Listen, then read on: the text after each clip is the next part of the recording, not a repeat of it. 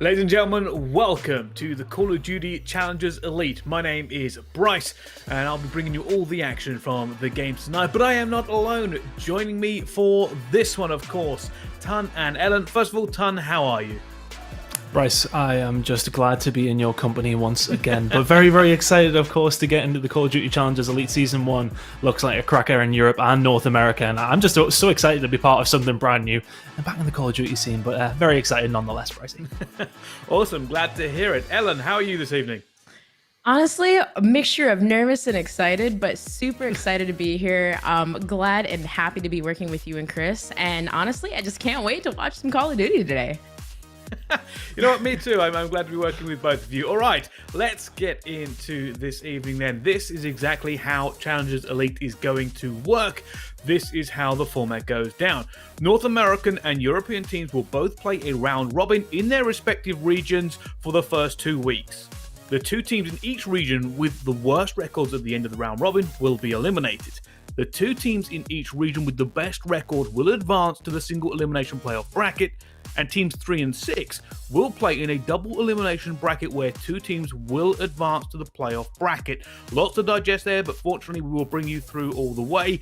Here are our teams for the European region in this group. Connect 4, Team Singularity, Obtain Sports, House Tarth, Rams, Gangsterz, Team 3G, and Orgless. Tun, who stands out for you in this group? You know, I've been thinking about this for a little while now with Europe, the 8 teams that have qualified. It's hard to separate a lot of them at the top. We've had so many different winners in the Challengers Cups across the past 5 weeks or so, and realistically, it's very, very difficult to point one out in particular. I think there's literally 6 of them that could come first within this season, so it's very, very hard to distinguish who is the best team, but realistically, it makes for better watching, doesn't it? We're going to have competitive games across the board, but if I was to select maybe one, it would possibly be Rams. I'm excited to see what they can do. I think if Invidian gets firing, this team looks insane, so excited to see how Rams do, but everybody realistically could go on to do very well. No, I agree with that. This Challengers Elite is incredibly stacked. No more stacked than, of course, our North American region. We have the group for that one as well. And it is going to be Mocky Mocky, HYXR, Built by Gamers, Wester, Team Z, the UT Crew, Mr. Mid Maps, and the Subliners Academy. Ellen, who is screaming at you from this group? Oh man, a lot of teams to choose from. Man, this is really hard. Mr. Midmaps, Subliners Academy, Team Z, all of these teams are stacked, but Wester actually taking 4 out of 5 Challenger Cups. They're looking to dominate. I really feel like Wester is going to dominate this competition. Oh no, 100%. That's a lot of people's favorite right now, but you're both correct. I think one of the greatest thing about Challengers Elite so far is just how good all the teams that have made it this far are. And we're looking forward to seeing some upsets and see who really gets through this. But, of course, there is a separator. That separator is who walks away with more prize money at the end of this. That is a big factor for all of these teams. As you can see, the total prize pool for Season 1 is $50,000. First we'll get 20, second 10, third 6, fourth 5,000, fifth 4,000, sixth 3,000, and seventh and eighth will of course take home 1,000 apiece. An awful lot of money on the line for these teams in this season, and of course with money comes pressure. The pressure to do well, the pressure to not be eliminated, and that could really turn up the heat on some of these teams, Tom. It really could. You know, realistically, you want to be finishing within that top 2 to make sure you are secure in your place. If you don't, you aren't secure until it gets to that relegation time where you obviously need to fight your way back through. So there is a lot of pressure on the line, but there's 5 seasons still to go. There's so much to play for, realistically. You want to make sure that you are in here as long as you can be. There's a lot of money on the line every single season. So the pressure is there because you want to keep yourself in the Elite Challengers. That's going to be the big task for a lot of these teams. It certainly is. Well, let's quickly move along then. Let's talk about the schedule for this evening, because I know people want to see what games we've got coming up. In our EU region, Connect 4 versus Singularity, our first game. Then House Tarth versus Gangsterz. Then we go over to our North American region, Mocky Mocky versus HYXR. And of course, we end the night with Wester versus Mr. Mid Maps. But of course, let's talk a little bit about our very first game. Connect 4 versus Singularity. Ellen, what about this matchup is your first impression when you see these two teams going against each other? Well, seeing Connect 4 and Singularity, now I believe both of those teams placed second in the EU Challenger Cups. So this matchup, I feel like it's going to be great. You know, both teams obviously fighting to get that #1 spot. So between the two of them, I don't know. It's gonna kind of hard to choose. I'm kind of leaning maybe towards Connect 4. Some of those names I recognize on that roster too. But I don't know. It's hard to say. I just really feel like it's gonna be a great matchup. It's really hard to tell. No, I fully agree. This is going to be a very, very good matchup. And I think that's going to happen all the way through Challengers Elite. But Ton, can you separate these two, and have you got a clear favourite? I think it's hard to say. Singularity haven't necessarily hit the heights throughout the Challengers Cups that we probably expected of them. They very much had a strong year last year, very much probably the second best team in Europe, at least you would say. So now finding themselves in, of course, the brand new year, it's not necessarily went swimmingly, but Connect 4 have just had to make a change to their roster, but that change is arguably a positive one. Bringing Dave in, he has something to prove in this Connect 4 roster, but honestly, I think we couldn't have asked for a better game to kick things off. It really is very hard to distinguish who's going to win this one. It could go either way, if I'm honest. I mean, I should really know, but at this point, Bryce, it's hard to answer. It's hard to answer. You know what? I agree. I understand exciting. completely that it is going to be difficult. Let's see if we can figure this out by looking at the maps for this series. So we're going to start off with Raid, Hardpoint, Checkmate, Search and Destroy, Garrison Control, Garrison Hardpoint, and Moscow, Search and Destroy. The game is ready. I'm handing it over to our casters, Ton and Ellen. Oh my goodness, Ellen, I'm so excited to get into it. The Call of Duty Challengers Elite. I mean, look, we've been talking about it for some time now, and talking about the teams that are going to make it. We've seen the qualifier last weekend. It's all on the line for them here in season #1. But Singularity, Connect 4 should be a fantastic game. What better way to start it on? It's Raid Hardpoint. Raid, I know. How much better could it go, Ellen? How excited are you? Oh gosh, I'm so excited just to see Raid back in rotation again. Now if we could get maybe stand up, but no. But Raid is honestly a personal favorite. You know, you see both teams here at this first hill just kind of pushing for that scrap time, and you know it's kind of crazy. Raid is just, I can't believe it's back in rotation. Like since what? Cops 2? It's been so long. I'm just excited, and yeah, here we go. Hopping right in. You ready for this, Chris? Are you ready? It's a good question. I'm not ready for much usually, but I would like to think that I'm ready for this one. But here we go into this game. A fantastic start from Singularity. They will pick up the original few points in the middle of the map, and the rotation to kitchen is solid as well. Yeah, it looks like Singularity. I mean, it's a good setup here, Ellen. It's hard for Connect 4 to break this one, surely. Yeah, it's kind of like a money hill here. See, like, you know, you got the early rotation and coming in from the Singularity here, and holding that back kitchen is definitely crucial. But, you know, we're definitely going to start seeing some rotations coming into that garage hill. It looks like they're still kind of fighting for the scrap, though. And, yeah, I mean, this is just back and forth trading, but Singularity is kind of coming out on top here with that almost like 40-point lead here. Yep, they managed to get the rotation over there. They would have held that back spawn for quite some time. Connect 4 breaks through, but they're not really going to get a great deal for it. 10 seconds remaining on this one. It's about the rotation over towards Garage now. David Nolson trying to make this break. Detain's going to be the first one to go down for Singularity. They give up the scrap time. Are they going to be able to keep a hold of the hill? Bids is going to find the kill on Nolson. It's just being traded out inside of Garage right now. Singularity still in control, still have the spawns, but Denza finds 2. And that might just do it, but from the other side now, Nolson, Dave pushing on through, but Maple lining them up. The XM4 is so good. Maybe a little bit too good, if anything, Ellen. But Garage is now looking towards Singularity. They're locking this one in. It's a good rotation. Yep, definitely a good rotation here, like locking that down, holding that garage hill. This is kind of like a money hill here too. Hold these points, push out these lanes, and hold down that mid, and like look at that, just easily just soaking up all that time. But now with only 20 seconds left of the clock, they're gonna have to start rotating, getting set up for that pool hill, which as you can see, it looks like V's back there right now. It looks like they're already kind of rotating early and getting set up. So if they hold this here, they should be able to hold the whole time and soak up all those points. Well, it is actually Connect 4 with the lead. There we go. We got it the right way around now. That was fantastic stuff from them. We figured it out. We figured it out. So very even though as we head over towards basketball, and it's one of those things where a lot of these hills are very much one that if you can get an early rotation, you've got solid ARs like you do on both these two teams. it's really hard to break some on this game specifically. It was on Black Ops 2, it is on Cold War as well. Let's see though, as the push now start to come in, which way these going to go. It looking like it is going over towards Connect 4 momentarily, but Dave ready and waiting to line them up. He finds one, and now against Maple, the XM4 player on the other side of things. This is going to be a really big battle between these two. Dave and Maple going head and toe against each other, but the big grenade comes through from Nelson. Bids and Maple going to go down. Really good work by Connect 4. The rotation belongs to them. They've locked it in here for a good 30 seconds or so as well. Singularity looking for one more push here, Ellen. Yep, it looks like too they're actually rotating through the pool stairs here, trying to flank around and do something. You know, you can't really necessarily flood that same lane. Kind of got to break the map apart, get map control back, and looks like they're kind of rotating towards that middle hill here. And you know, you see Denza kind of those little scrap points, but Maple and Detain kind of answer back and get that 2-piece. And there once again, it looks like Singularity kind of go back on the. Good work from Singularity. This is one of the harder ones to keep a hold of course, and Definitely. let's see if they can continue to do so. Lenny now making the push here from Stairs side now. Good collapse by Connect 4, they do get control.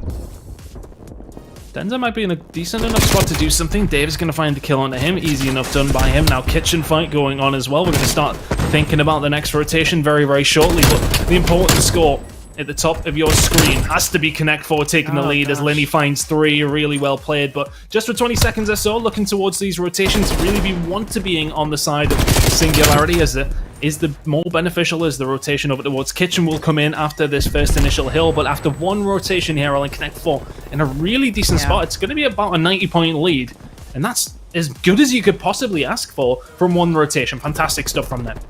Yeah, definitely. Connect 4 is doing a great job at slaying here and, you know, soaking up all that hill time. Like you said, almost a 90-point lead. And, you know, as I say that, Nolson and V just get that 2-piece there. And now, again, fighting for that scrap time.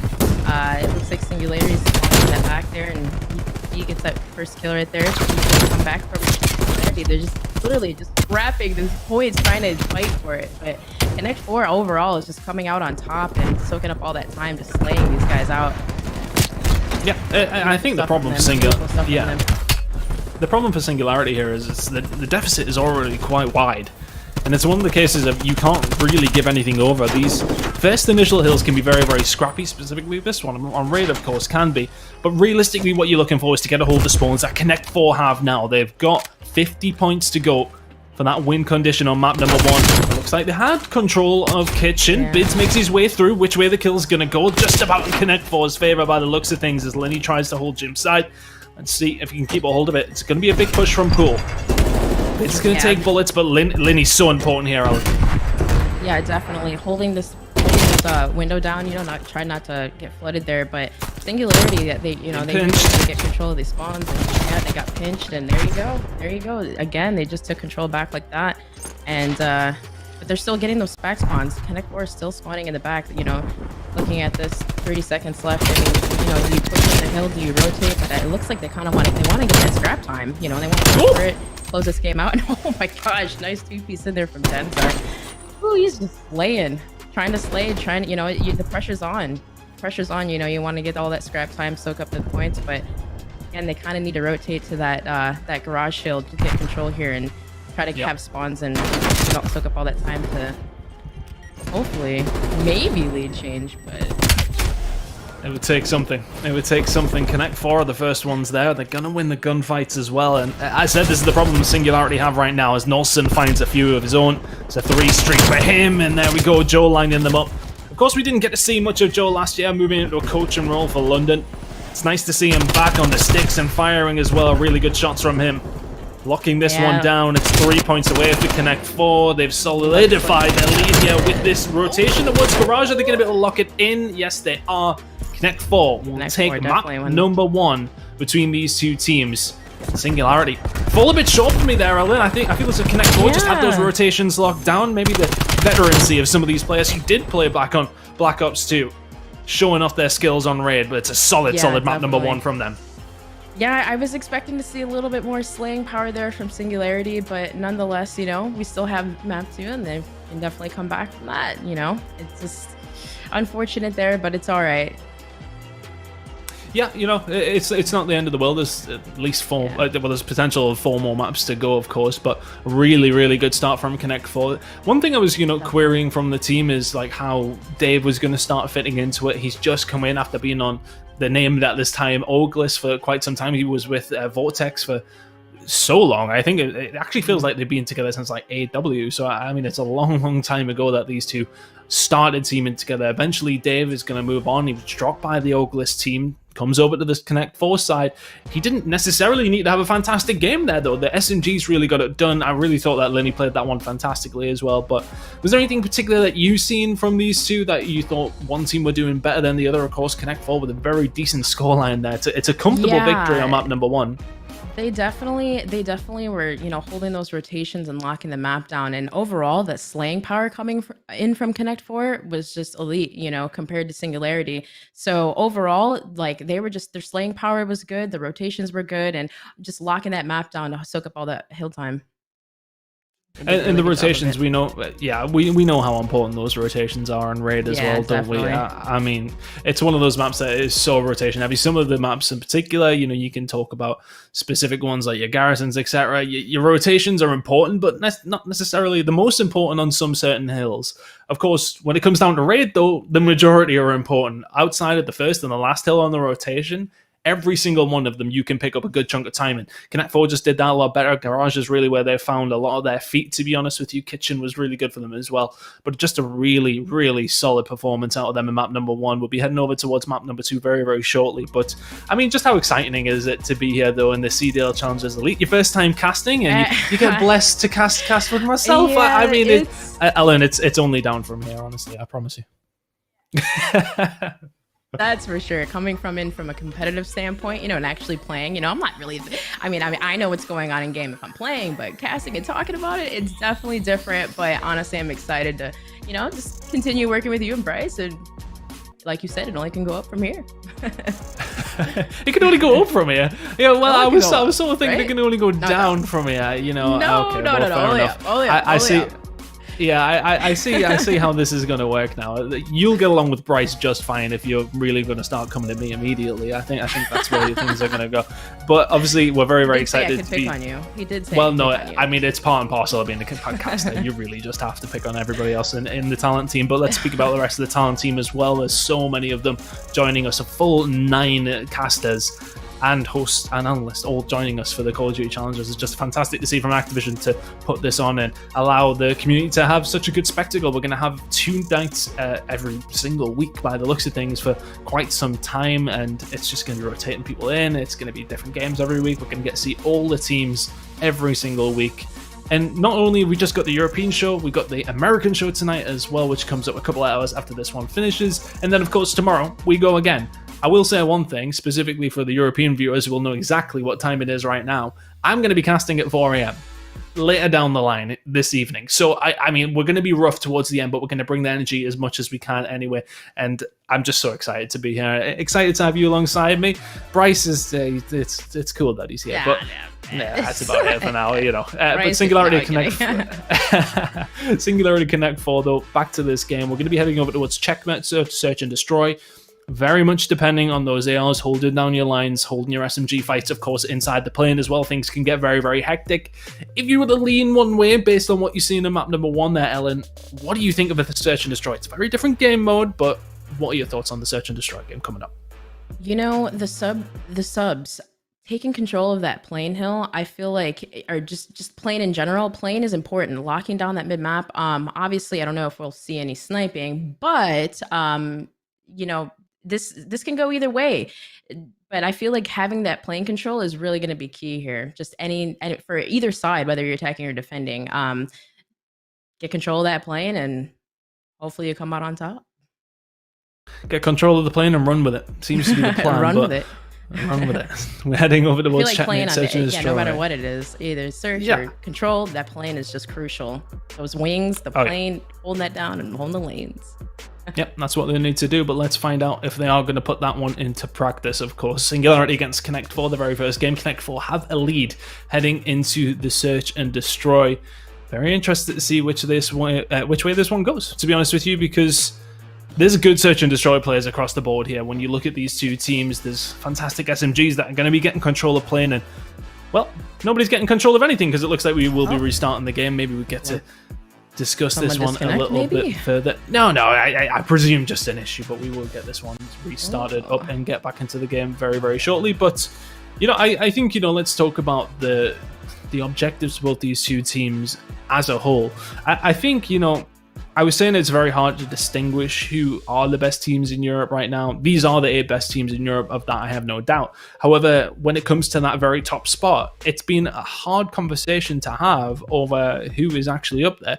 As far as I'm aware, top of my head, I don't feel as if either one of these teams went on to win a Challenger Cup. I was part of most of them in the community broadcast, but as far as I'm aware, neither one of them went on to win any of them. So that's stiff competition to have. A couple of seconds, as you said, but it's falling short potentially for both these two teams. We probably haven't seen the stuff out of Singularity that we did expect to see. Denza comes in there over the summer, of course, when things did change up, formerly of Team War, who did actually go on to pretty much dominate the region in Europe for quite some time. Denza was a huge part of that as well.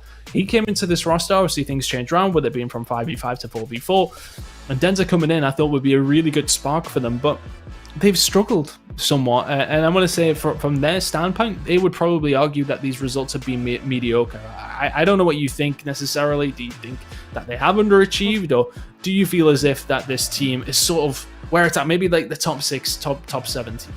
Maybe like you said, both of these teams actually haven't won a Challenger Cup, right? So maybe the fact they both did get second.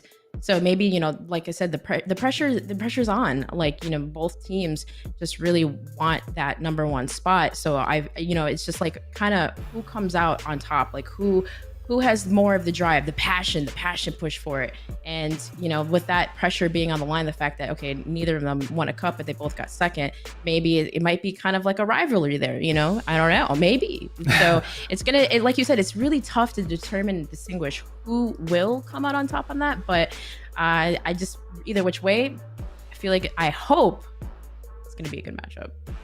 Yeah, well, it will be. Connect 4 took up a decent enough win in Mount number 1. Connect 4 was my pick too, by the way. I just want to say that. Oh, well, you can't look. You can tell she's learning already. Look, just coming in there with the predictions after the fact. That's a Chris. It's a Chris Ton special. It's a Chris Ton special as well. But look. Oh, okay. Realistically, I think it's early on in the series. It's early on in the season as well. You got to go up to play against everybody. Some teams may match up against each other a little bit better. I can see we are still in the lobby and we're trying to get things readied up here. But these teams specifically, I think looking in this matchup once again, I'm looking at Dave. I'm looking at Maple. I want to see what these two are going to do with their ARs. But then when it comes to those close fights, I want to see what Denza's doing. I want to see what Joe's doing.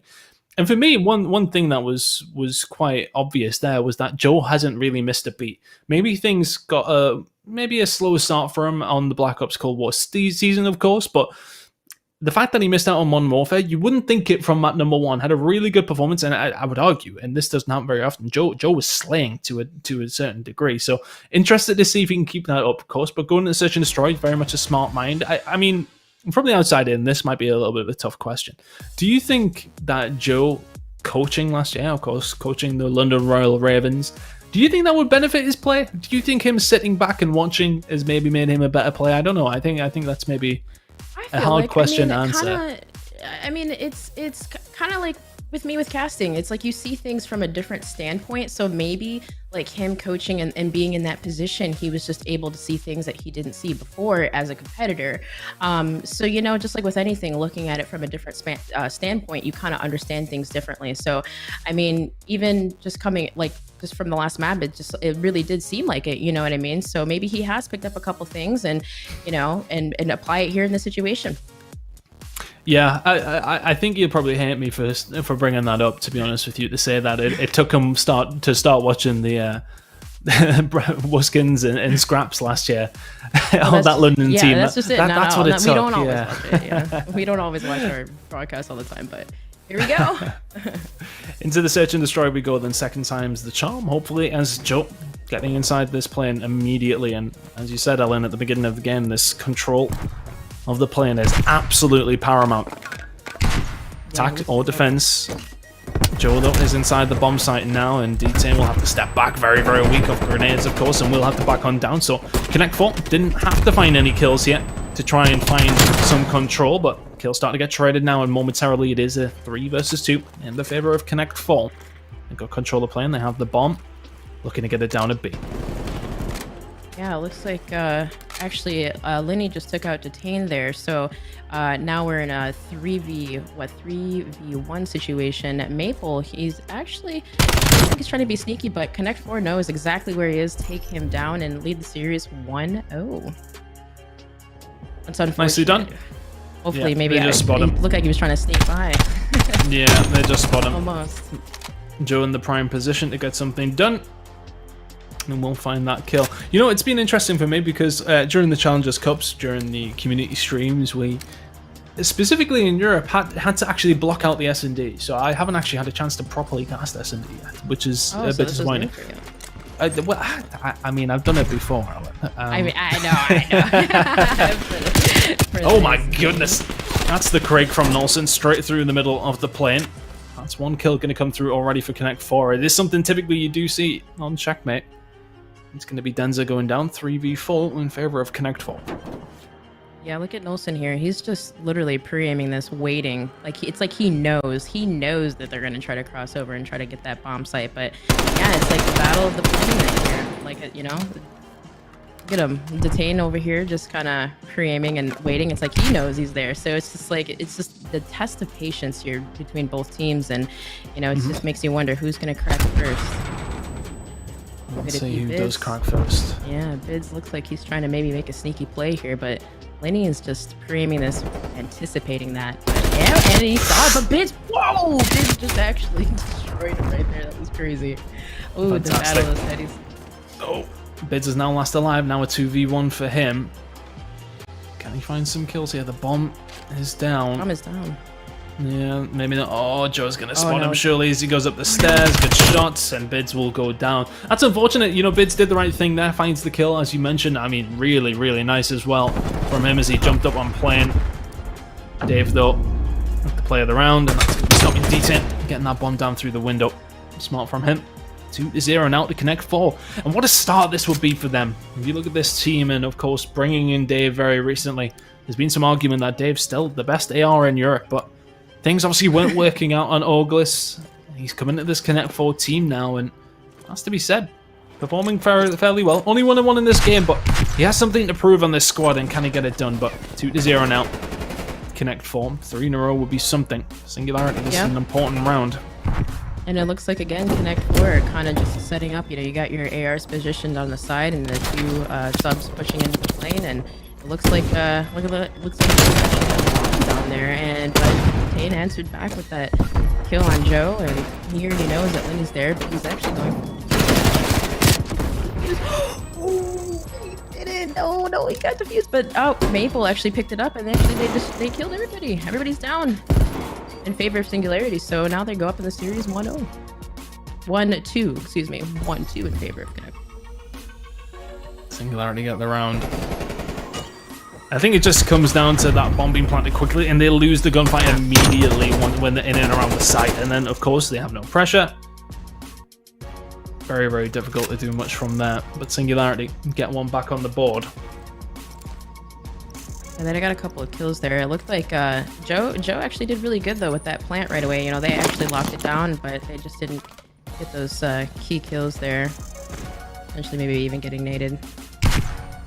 But again, kind of looks like the same setup, but it looks like the bomb underneath the plane right now. Looks like actually they might be kind of doing like a little flip here.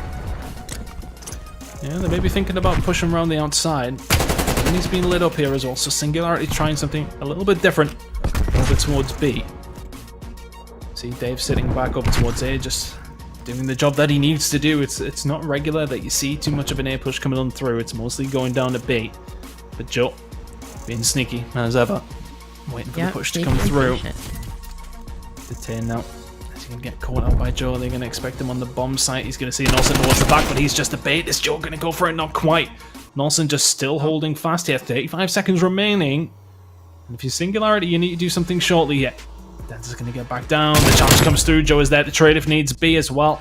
Well back down. Well played so far from Connect 4. Joe is going to find the kill as well. That's massive. That should be the round. Nolson's going to go down, though. Maple will trade that one out. Is Joe going to be able to get out? Maple is ready for the push. Finds the kill. Bids towards the back is going to get rid of Linny as well. So it's Dave in a 1v2. Maple jumps out. Oh my goodness. I only just seen it from this angle, but that looked like it was disgusting from Maple. Let's see if we get a look at it. Finds the first one also. No, Joe's here. Yep. Oh, here we go. We're going to get to see it as well. Oh, you know, being Connect 4 though, having those, they have those first 2 kills. Dude, look at that. Oh my gosh, Maple just went big right there. And you know, being Connect 4, you know, they might be beating themselves up a little bit from that one because they had the first 2 kills. I think it was what a 4v2 situation. Then Maple just went huge right there for the team. So tying up the series 2-2, hopping on back on board. But Joe, it's kind of curious to see what they're gonna do here. Maybe kind of get back on that plane push again. But Detain and Bids are already there, and Maple again to answer back and lock down this plane. Maple with shots across to the other wing as well. Dave going down. D10 in a decent little spot, and it's just the same old story. Joe checks it. Will get away with his life, though. It's just so hard. I mean, you need to find a pick if you Connect 4 here, don't you? You can't necessarily just fly on through. Detainers, though, going to get a little bit aggressive down low, put themselves in an awkward spot, and also will find 1 kill. Yeah, they know where Detain is. They will trade that away. He did find Linny, though, so it is a 2 versus 2. Bids, though, suddenly all left alone. Maple goes down. They've seen Bids. I think they know where he is. Joe's going to walk past. Yeah, is he going to let him go? Not quite. Nelson is there for the trade. In Connect 4, 3-2 now. Yeah, it's kind of funny how you said that they need to find a pick here, and then boom, just like that, Nolson gets the keys right there on Detain. Crazy. It's like you predicted that. You literally said you need to get a pick. Boom, he got the pick, and then you're kind of like gassing me up. Hey, I'm just saying. Hey, I'm just saying what I see right now. Okay, that's all I'm doing. Ellen, if you're gonna come in here and just make me sound smarter than I actually am, I'm all for it. Hey, I mean, I'm good at that. I'm good at making people feel good. Why not, right? No, but it's true though. Connect 4 now. On the defensive side of things, they've got quite aggressive here. There's a high line inside the plane. Actually, Nelson pushed very far forward, but now Detaining up and trying to push them back. Have managed it. A couple of bullets into Dave as well. Him on down. So it's a typical split on the defensive side of things, but as said, Connect 4, the ones with the lead here. Very, very close game. That's a big grenade. Nelson has to get out now. Is the push going to come from Singularity? They can't really get much extra real estate to push on through. Checking the bomb site with the grenade. Knows nobody's there, but Denza walks into the red dot. Nelson again with that first one. And then Joel finds the shot onto Detain, but Bids with some good shots onto Linny as well. 2v2, or 2v3 I should say. Yeah, this is Connect 4 is really doing a good job of here, but whoa! Seen him on the other side of it. Oh, that's hard to bear if you're Joe. Your bum was sticking out a little bit there, mate. 2v2. Oh, Maple's gonna find the shots onto Dave as well. This was a 3v2 for Connect 4. Have they seen Nelson back there though? Shots in, expecting the push to come from the other side of things as well. He's gonna get challenged by Maple though. Needs to get out. The chase is gonna come on through. Is he gonna get to see him in time? Oh, it's so close. And Connect 4 win it as the time goes by. Singularity couldn't get the 2v1 done, but you've got to get props to Nelson here. Finds the shots on the Bids.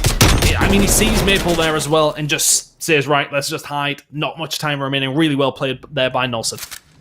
Yeah, he did a really good job of not over-challenging that. You know, you never know in that situation. Sometimes people do over-challenge it. They lose that gunfight, lose the round, or something crazy might happen, plant off. But now, Connect 4 is really doing a great job at just playing patient, getting those key picks, and, you know, overall just taking control of that plane. There you go, hopping back on board with Nelson again. I mean, he's 9-3. Yeah. Joe finds the kill up top here as well. This would be for 5-2 if Connect 4 can lock this one in, Ellen. Yeah, if they definitely they're going to keep the momentum here. If they lock this in here, I feel like they're definitely going to keep it out. But you know, you never know. Maple might answer back here. And hopefully lock this down, but the last alive, so this is a tough situation to be in. And there you go. Connect 4 again takes another point win and lead the series of 5-2. It's gonna be hard. It's gonna be hard to see it. You know, if you're Singularity, you know the pressure's on. You know, you feel that pressure, and you're like, okay, we're down. What do we gotta do to come back and win this? You know, we gotta get our act together, work together, get those baits, get those trades in, and you know, not fall under pressure. So they can easily bring this back, but they definitely have to, you know, kick that momentum back up into gear. I think it's hard when Nolson's going 11-3. I think that's the problem. 7 kills in a row for him now, as well as being a big reason as to why Connect 4 find themselves up here. 5-2. He's just so hard to get rid of yet. The XM4 in his hands, and it just seems as if Singularity don't have an answer there, but there's first blood for them. Linear's going to go down. Can they pick their way through this defense on the Connect 4 side of things? Nolson has to back down. Got to back way down. Looking for a spot in the bids, and he can find it. Good shots and finds the kill. 3v3. Waiting for the push to come through. Yeah, looks like having 3v3 now. That's another bit again. Yeah, Nelson. I was gonna say Nelson and Joe definitely are doing a great job playing patient. Oh, no, Detain is actually going to find the kill on Nolson. Can Joe find the trade here as well? Detain's going to get away. This will be a big round if he can try and find it. Joe in the 1v1. Detain has to get away, but Detain, you have to get... He just has to defend that bomb, that's the thing. Oh, he's going to see Joe towards the back as well. It's a difficult spot for Joe to get out of. Singularity get another round on the board. There we go. Maybe if they can bring the momentum back, shut down Nolson, shut down Joe. You know, they still very well could come back from this. Can't get in their heads. They gotta stay positive, stay confident, and keep pushing through. Just slowly take it round by round and get those picks. Well, they've shut down Nolson at least, so now he's only 13-4, but he's having a hell of a game for the squad right now. Connect 4 really have come out of the blocks absolutely flying here on the Call of Duty Challengers Elite. Season number 1. It's another push towards B, but Nolson's going to be patrolling over towards A, so let's keep an eye on what's going on in the plane. Again, it's just that... The plane battle. It's just about trying to find that first blood, I think, and then once you have a little bit of pressure, especially on the defensive side of things... It's not the easiest bomb site to defend, but it's not the easiest to push either. Yeah, exactly. It's just, you know, you get those 74Us in there, or, you know, those ARs get those first picks, and, you know, you could either play it patient for the pick, or you can play it super, super aggressive, but definitely looks like, you know, Denzo right here, he actually just gets first blood, and they, you know, again, they might be coming back on the momentum here and take the series, you never know. But Lenny answers back on Detain. Taking this map control, and Joe kind of trying to push in there for the bomb plant. Bids is in the back. You know, they're good trading positions, but he got away with his life. But Maple gets the kill on Joe, and that leaves Lenny in a 1v3 situation. Yep, and he's very dead. Singularity. Oh no! We'll find the kill. Yep, it's 2 in a row. I'm telling you, if they get that momentum back and they tie up the series, this is gonna be close. You just never know. You can't rule it out. Even if you have a 5-2 lead, it doesn't matter. It doesn't matter. You never give up. And Singularity's doing a great job of just keeping their head in the game, getting those picks together, and pushing right through.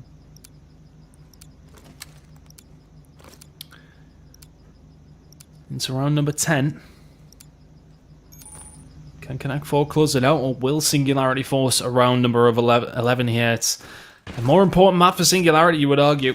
Also putting the shots down now is Detain. Not making his way through quite yet. Very defensive setup from Connect 4. Usually you would see them spread out maybe just a little bit, but both teams very tentative yet. Yeah, the pressure's on, that's for sure. Definitely looks like they kind of backed down. Connect 4 backed down a little bit. But Singularity's still trying to push in on this bomb site. The trophies come down. But Nolson's free firing through that wall. You can actually see the bullets flying to the wall. But there you go. Denza gets the first play.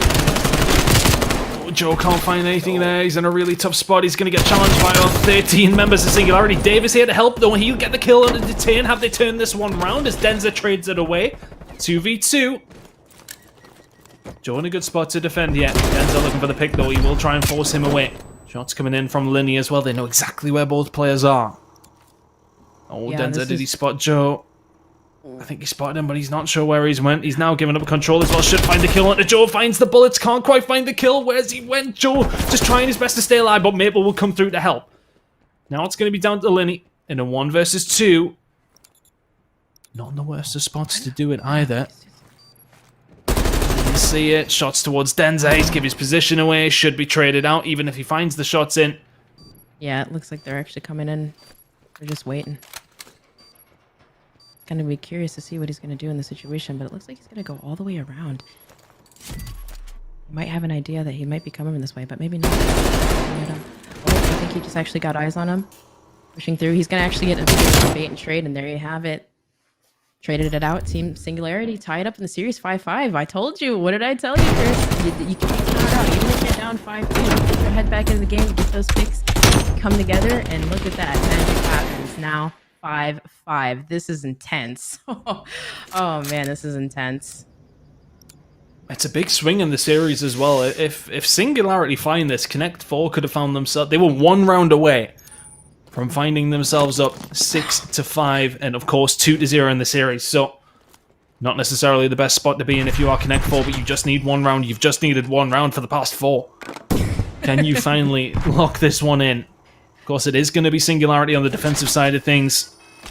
Connect 4 to attack. Denzel with first blood, and that's Nelson done. 13-7 out of him is going to be his final scoreline.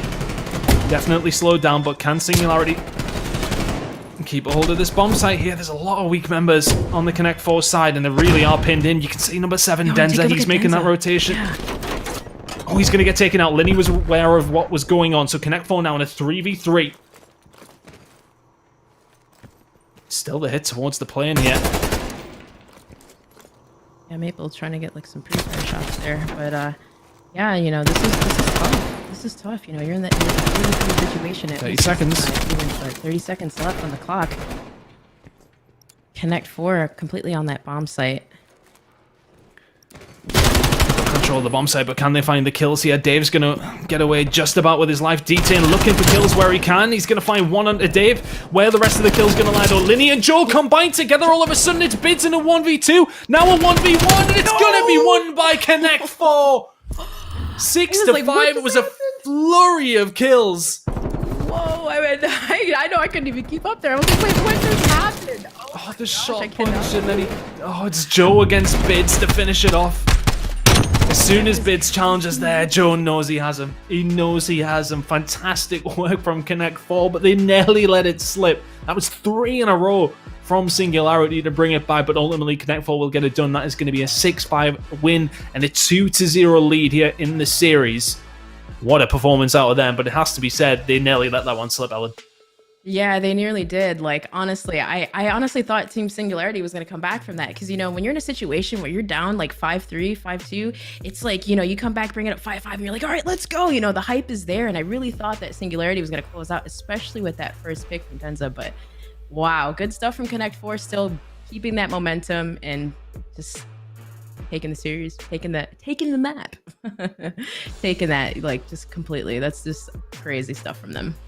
Yeah, and just the way that it went down, they were really in a 3v4, which felt like quite a long time throughout that round, but what a performance from them eventually in the final round. Just a fantastic start, but you got to give a shout out to Nelson. He definitely did slow down, but a 13-7 scoreline.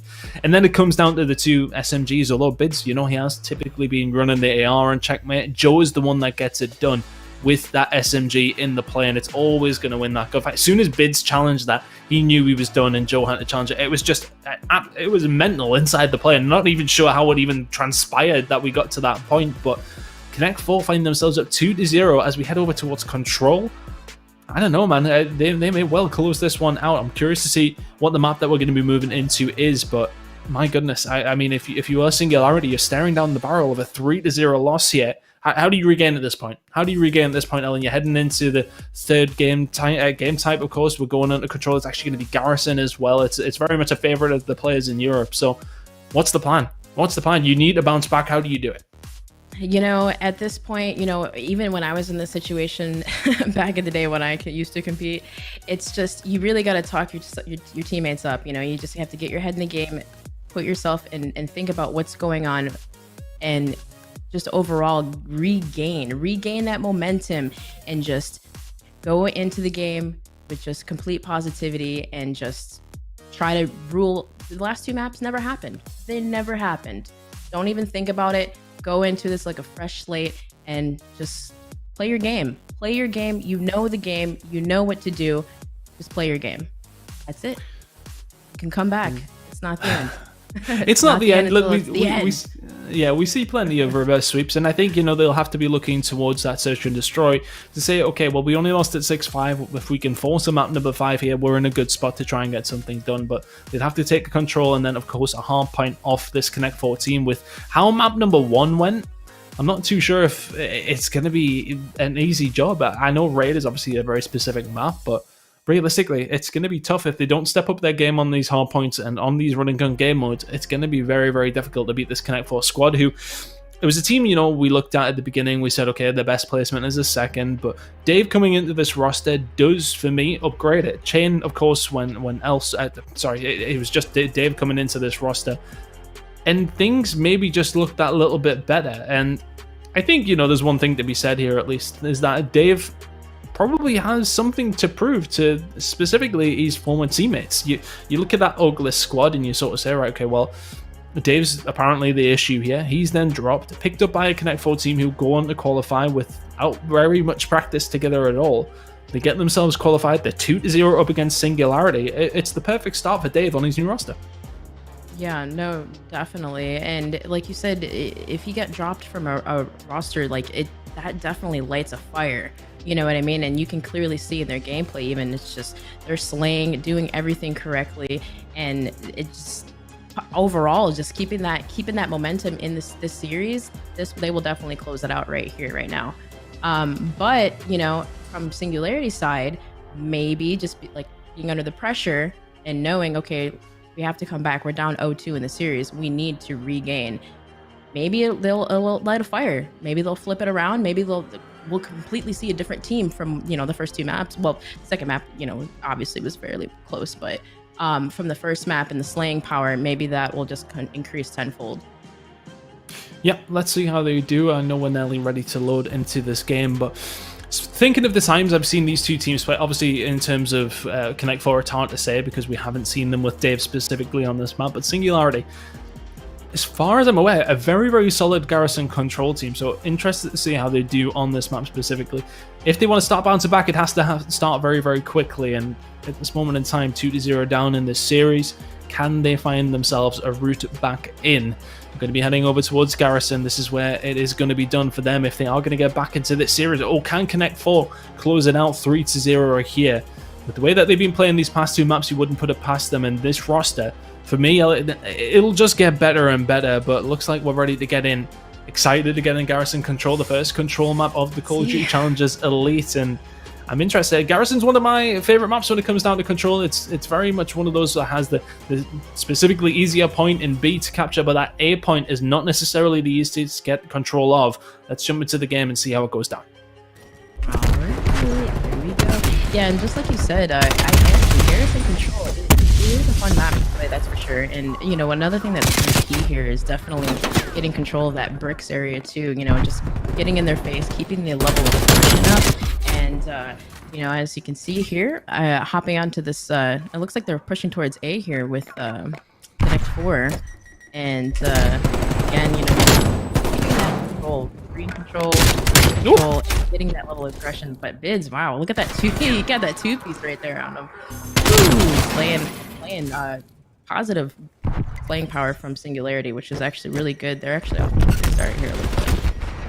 What I like from Singularity about this though was the push over towards A was kind of just a bit of a bait for B, but B looking like it is well and truly done. If you are Connect 4, maybe a chance to try and contest it. Joe is gonna lose his life for it though, as SNG do lock B in, so a minute 52 seconds to try to make the push at A. Let's have a look at the minimap to see where these Connect 4 players are defending from. They're pushed up, they're aggressive. It's one of these things that you don't see teams, they don't want to sit inside the point. They want to spread out. They want to push out. They want to make sure that Singularity have to get through some bodies before they even get anywhere near the point.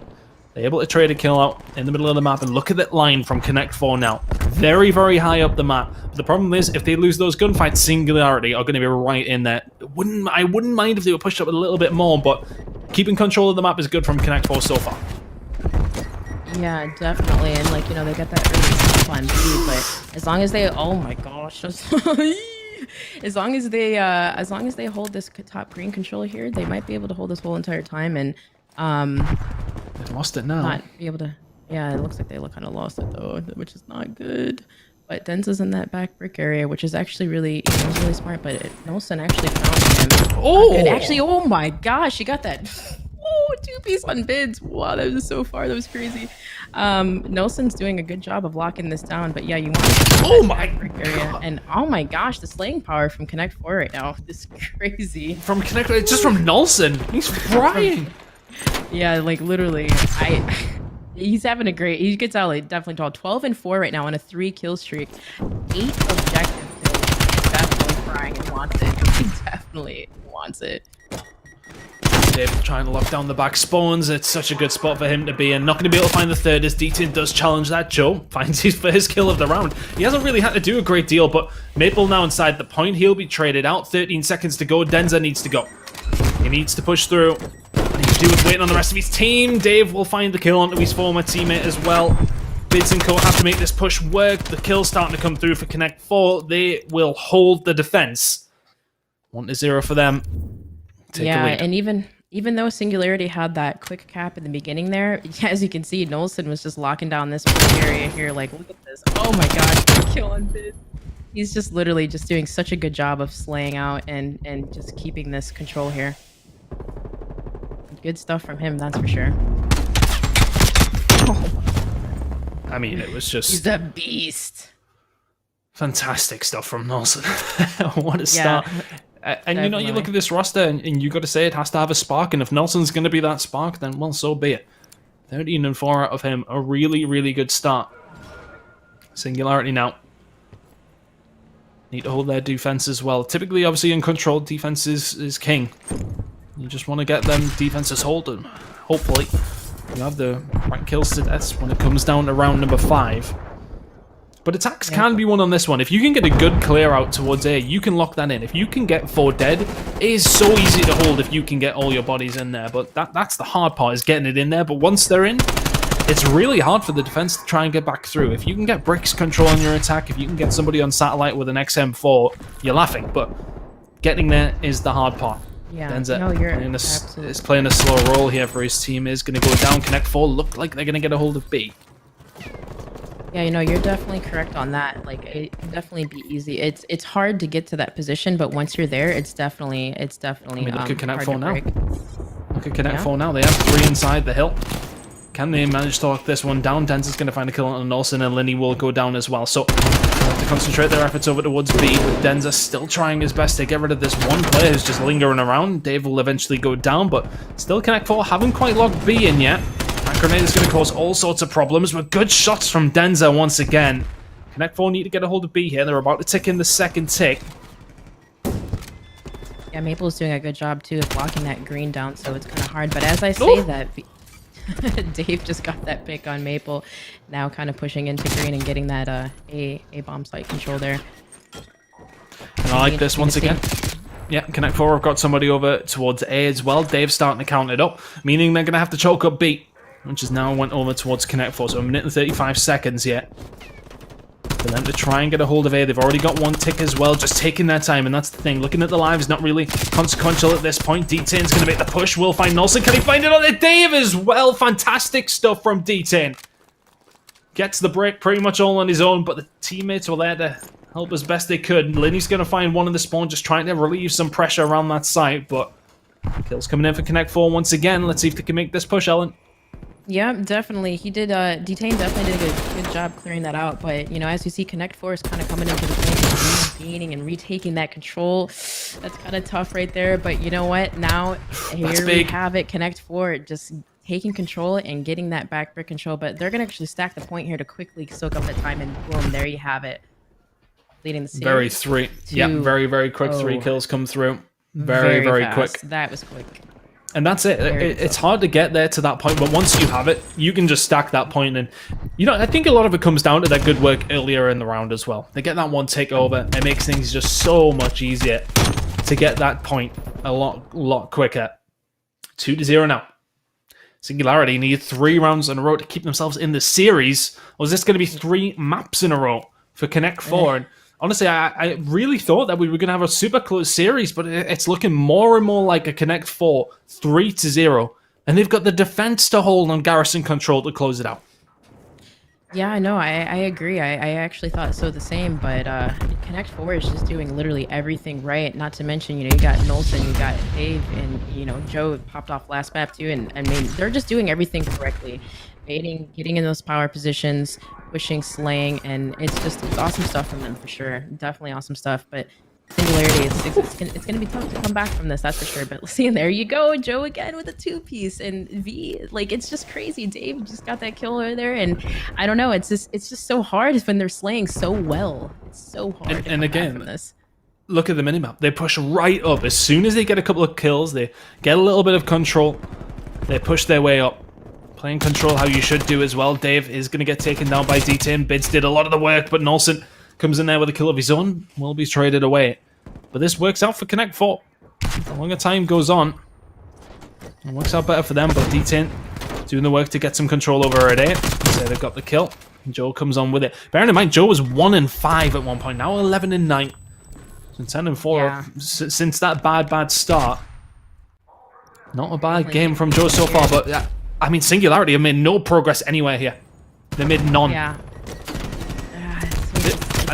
It's tough. I mean, this should be it. 15 seconds to go. They're in their face. They're being annoying. They're slaying They're all them. dead. This might be That's it. it. 8 seconds. That's it. That is it.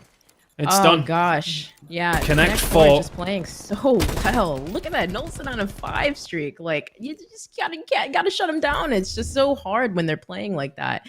And Connect 4, wow. I really was surprised by this one. I really was. I thought it was going to be a little bit closer, but again, got Nolson. Look at them. Look at him popping off. He was crazy across the whole series. Oh, he's never done that as well. The whole series. The best player comes in. It's Nolson just topping off the win for Connect 4.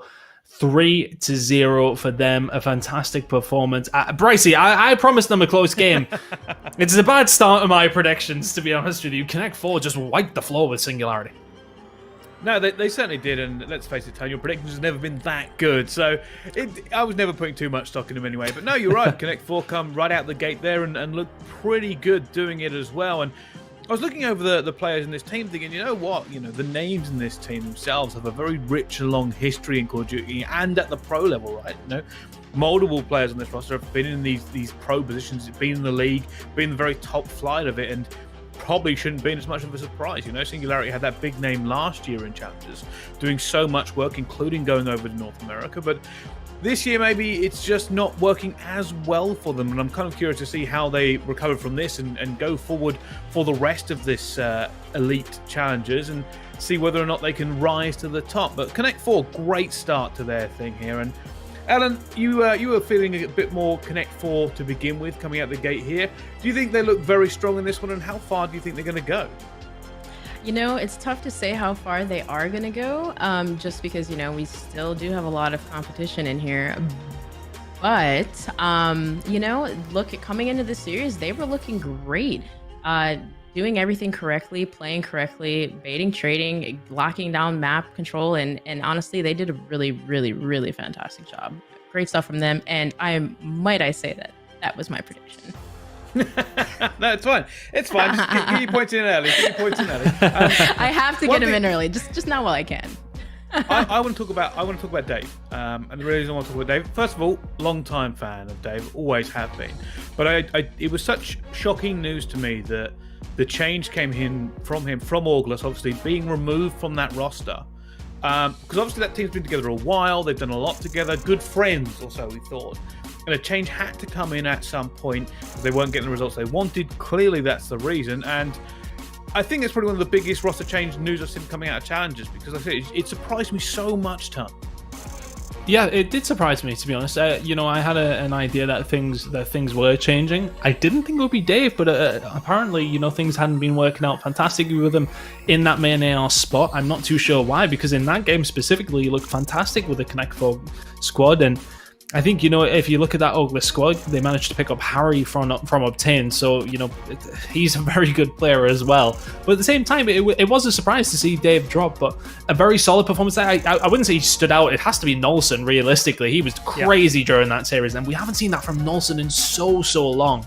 But the fact that, Dave's come in there, he's slotted in, he's played that AR role, had a solid series, it'll be a good confidence booster for him. But I feel as if, he's one of these guys who will want to say, right, okay, yeah, you dropped me, let's see.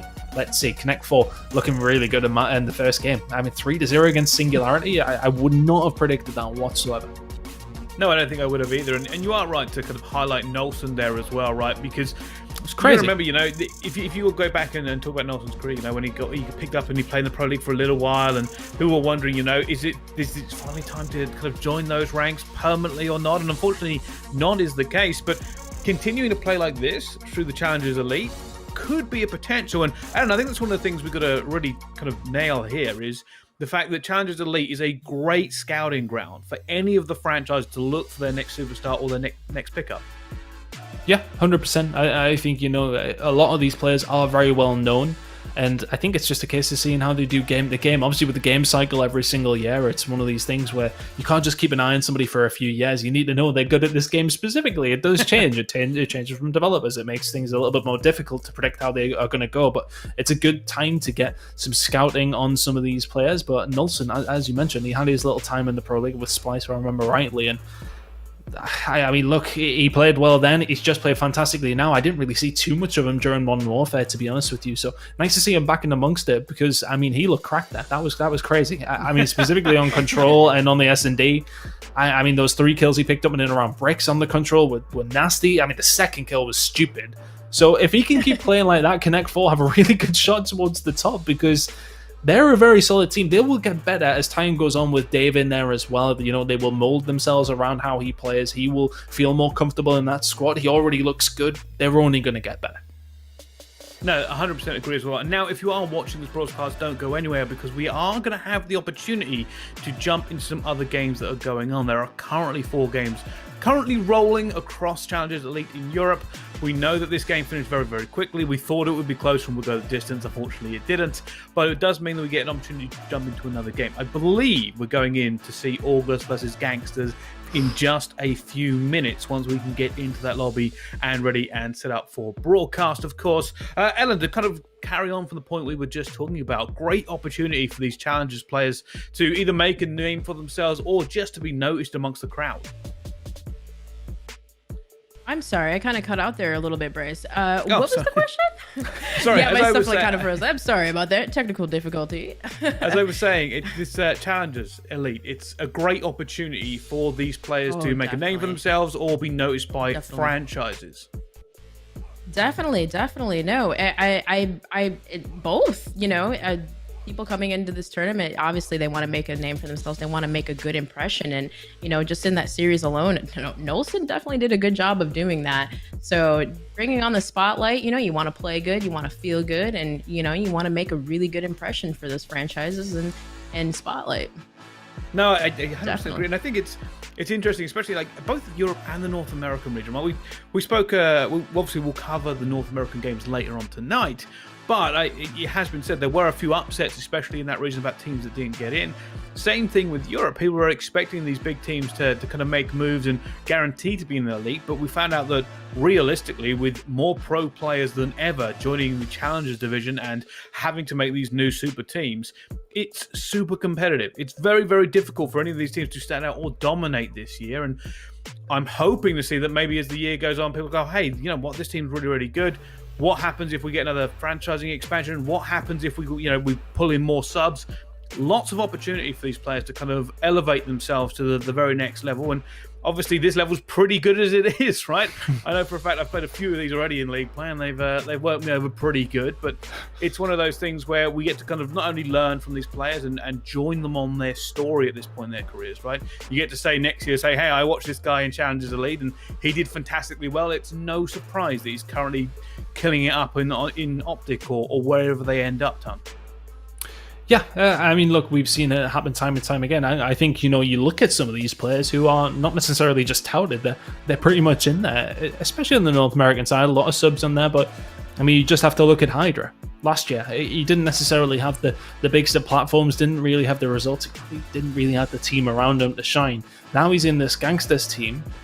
He's going to be a player who's obviously on the subliners lineup, and it's a case of, obviously, COVID restrictions, etc. It's very, very difficult for him to get over there right now. I feel as if he would be on that lineup. I feel as if he would have been given a shot to play alongside guys like Clayster. That doesn't happen without exposure, without the opportunity to see players like him play. They're going to get a good look at their new recruit, and hopefully they can get him over there at this moment in time. The subliners will be keeping an eye on how he plays in this one against stiff competition. I'll tell you, for my opinion, across the Call of Duty Challengers Cups, whenever I've seen him, the guy fries. He's very good. So, I mean, that was just going to be more case for everybody else to get a good look at that at a high level of competition. There's money on the line, there's prestige on the line. Let's see if he performs here as well. And subliners, if they see that, they'll be more than happy with their pickup.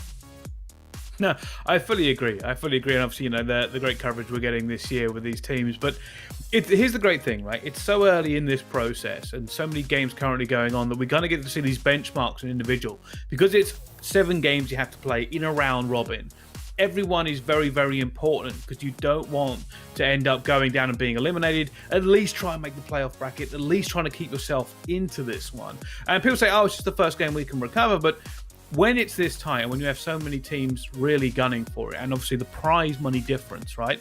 If you come 7th and 8th and get instantly eliminated, it's 1,000. And don't get me wrong, good amount of money, right? But after getting into the elite division, you kind of hope to get the biggest share of $50,000 worth of prize pool, right, Ellen?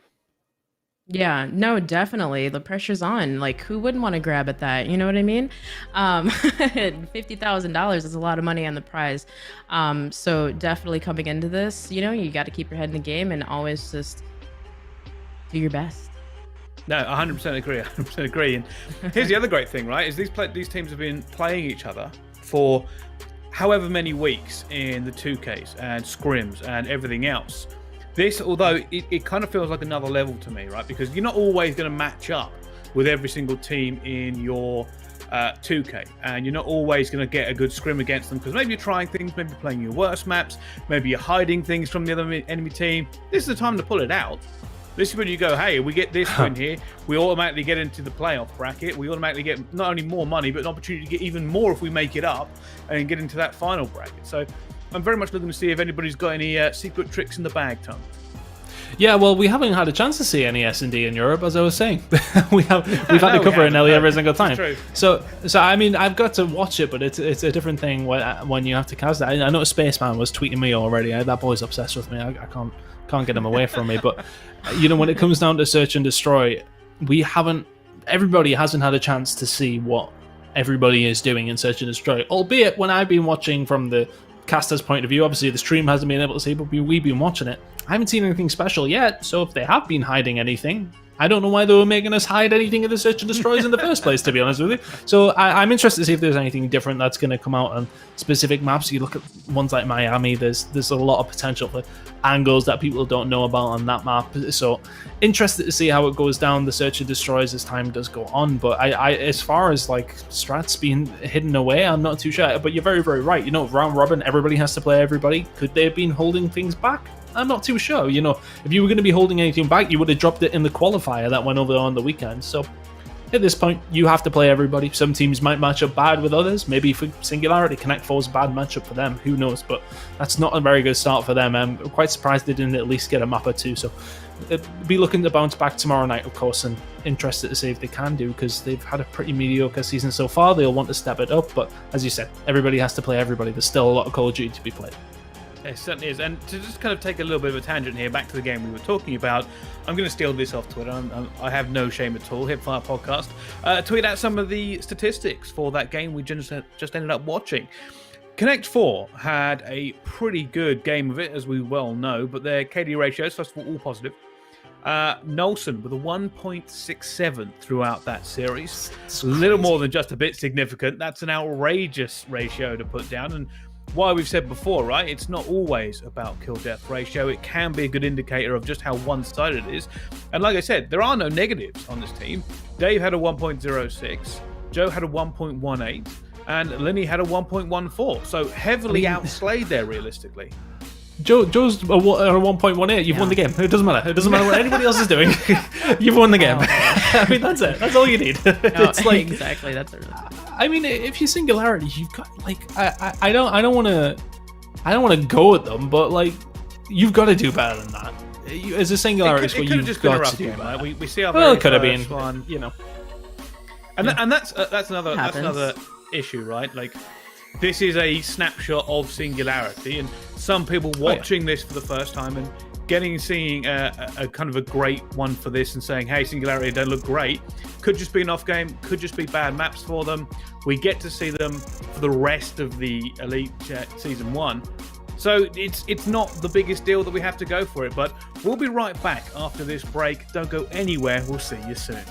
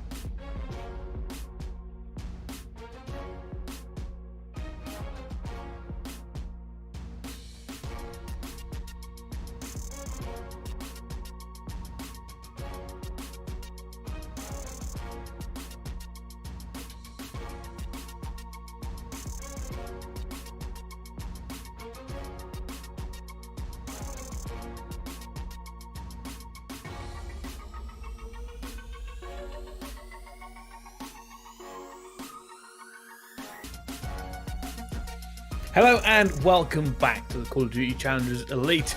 We are going to go into another game. Like I said, there are multiple games going on at the same time, and we have managed to join the lobby. The lobby we've joined is going to be Orgless versus Gangsterz. So we were talking about Dave's old team, and now we're going to go take a look at it. And I believe we're also all going to just jump in, so we'll take you through the game and see what's happening. I'm hoping to get a score update as well at some point to figure out exactly where we are in it. We're going to jump into this one and take a look. What do you think? Yeah, it should be an interesting game. Just hearing it's 2-1 to Gangsterz, and I think that's one that you look at, and it may be a little bit of a surprise. You know, Gangsterz. You look at the squad; they just about got themselves through. A very, very good team, though, a top 4, top 6 team. That's sort of in and around where they are. So I feel as if these two teams will be competing quite heavily throughout the season for spots. But you would expect maybe a little bit better from Orgless in this one. But heading over towards Crossroads, very SMG orientated, but your ARs have to be on point as well. It's going to be a hard one to call, to be honest with you. Orgless need to bounce back here, send themselves to a map number 5, but realistically, Gangsterz starting off so well in this one. This should be feeling good going into map number 4. They certainly should. And let's talk a little bit more about this map then, Ellen. Of course, Crossroads Hardpoint is been one of these maps where they've changed actually some of the hardpoints a few times, and have rumours of it changing again. But I've always kind of liked this map since it came out. At least the first couple of hills have always made a lot of sense to me.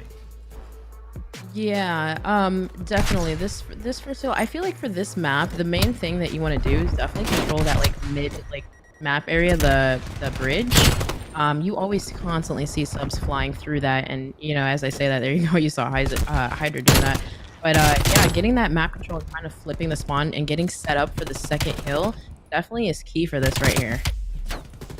It certainly is, and that's one of the big issues with this map in terms of trying to hold it as a team, regardless of which side you spawn on, right? Well, as soon as you try to attack P1 is basically on one side of the map, leaving open the bridge, leaving open that whole ice side of the map to kind of let your team push through. So if you're not getting a lot of pressure P1, you know the enemy team is trying to flip these spawns very, very early.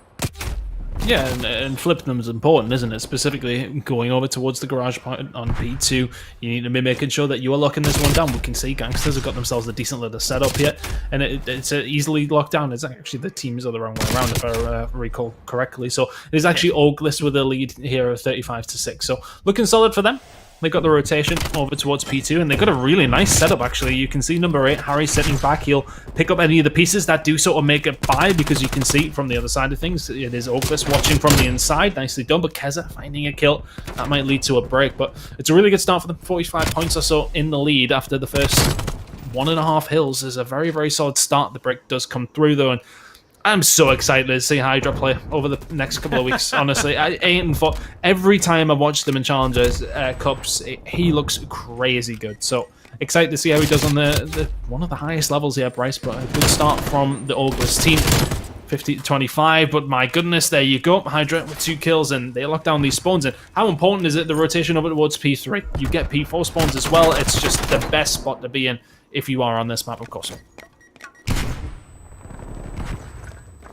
Yeah, definitely. I was gonna say Hydra, they definitely did a really good job at locking that down right there, because like you said, if you get control of that P3, you can hold P4 as well.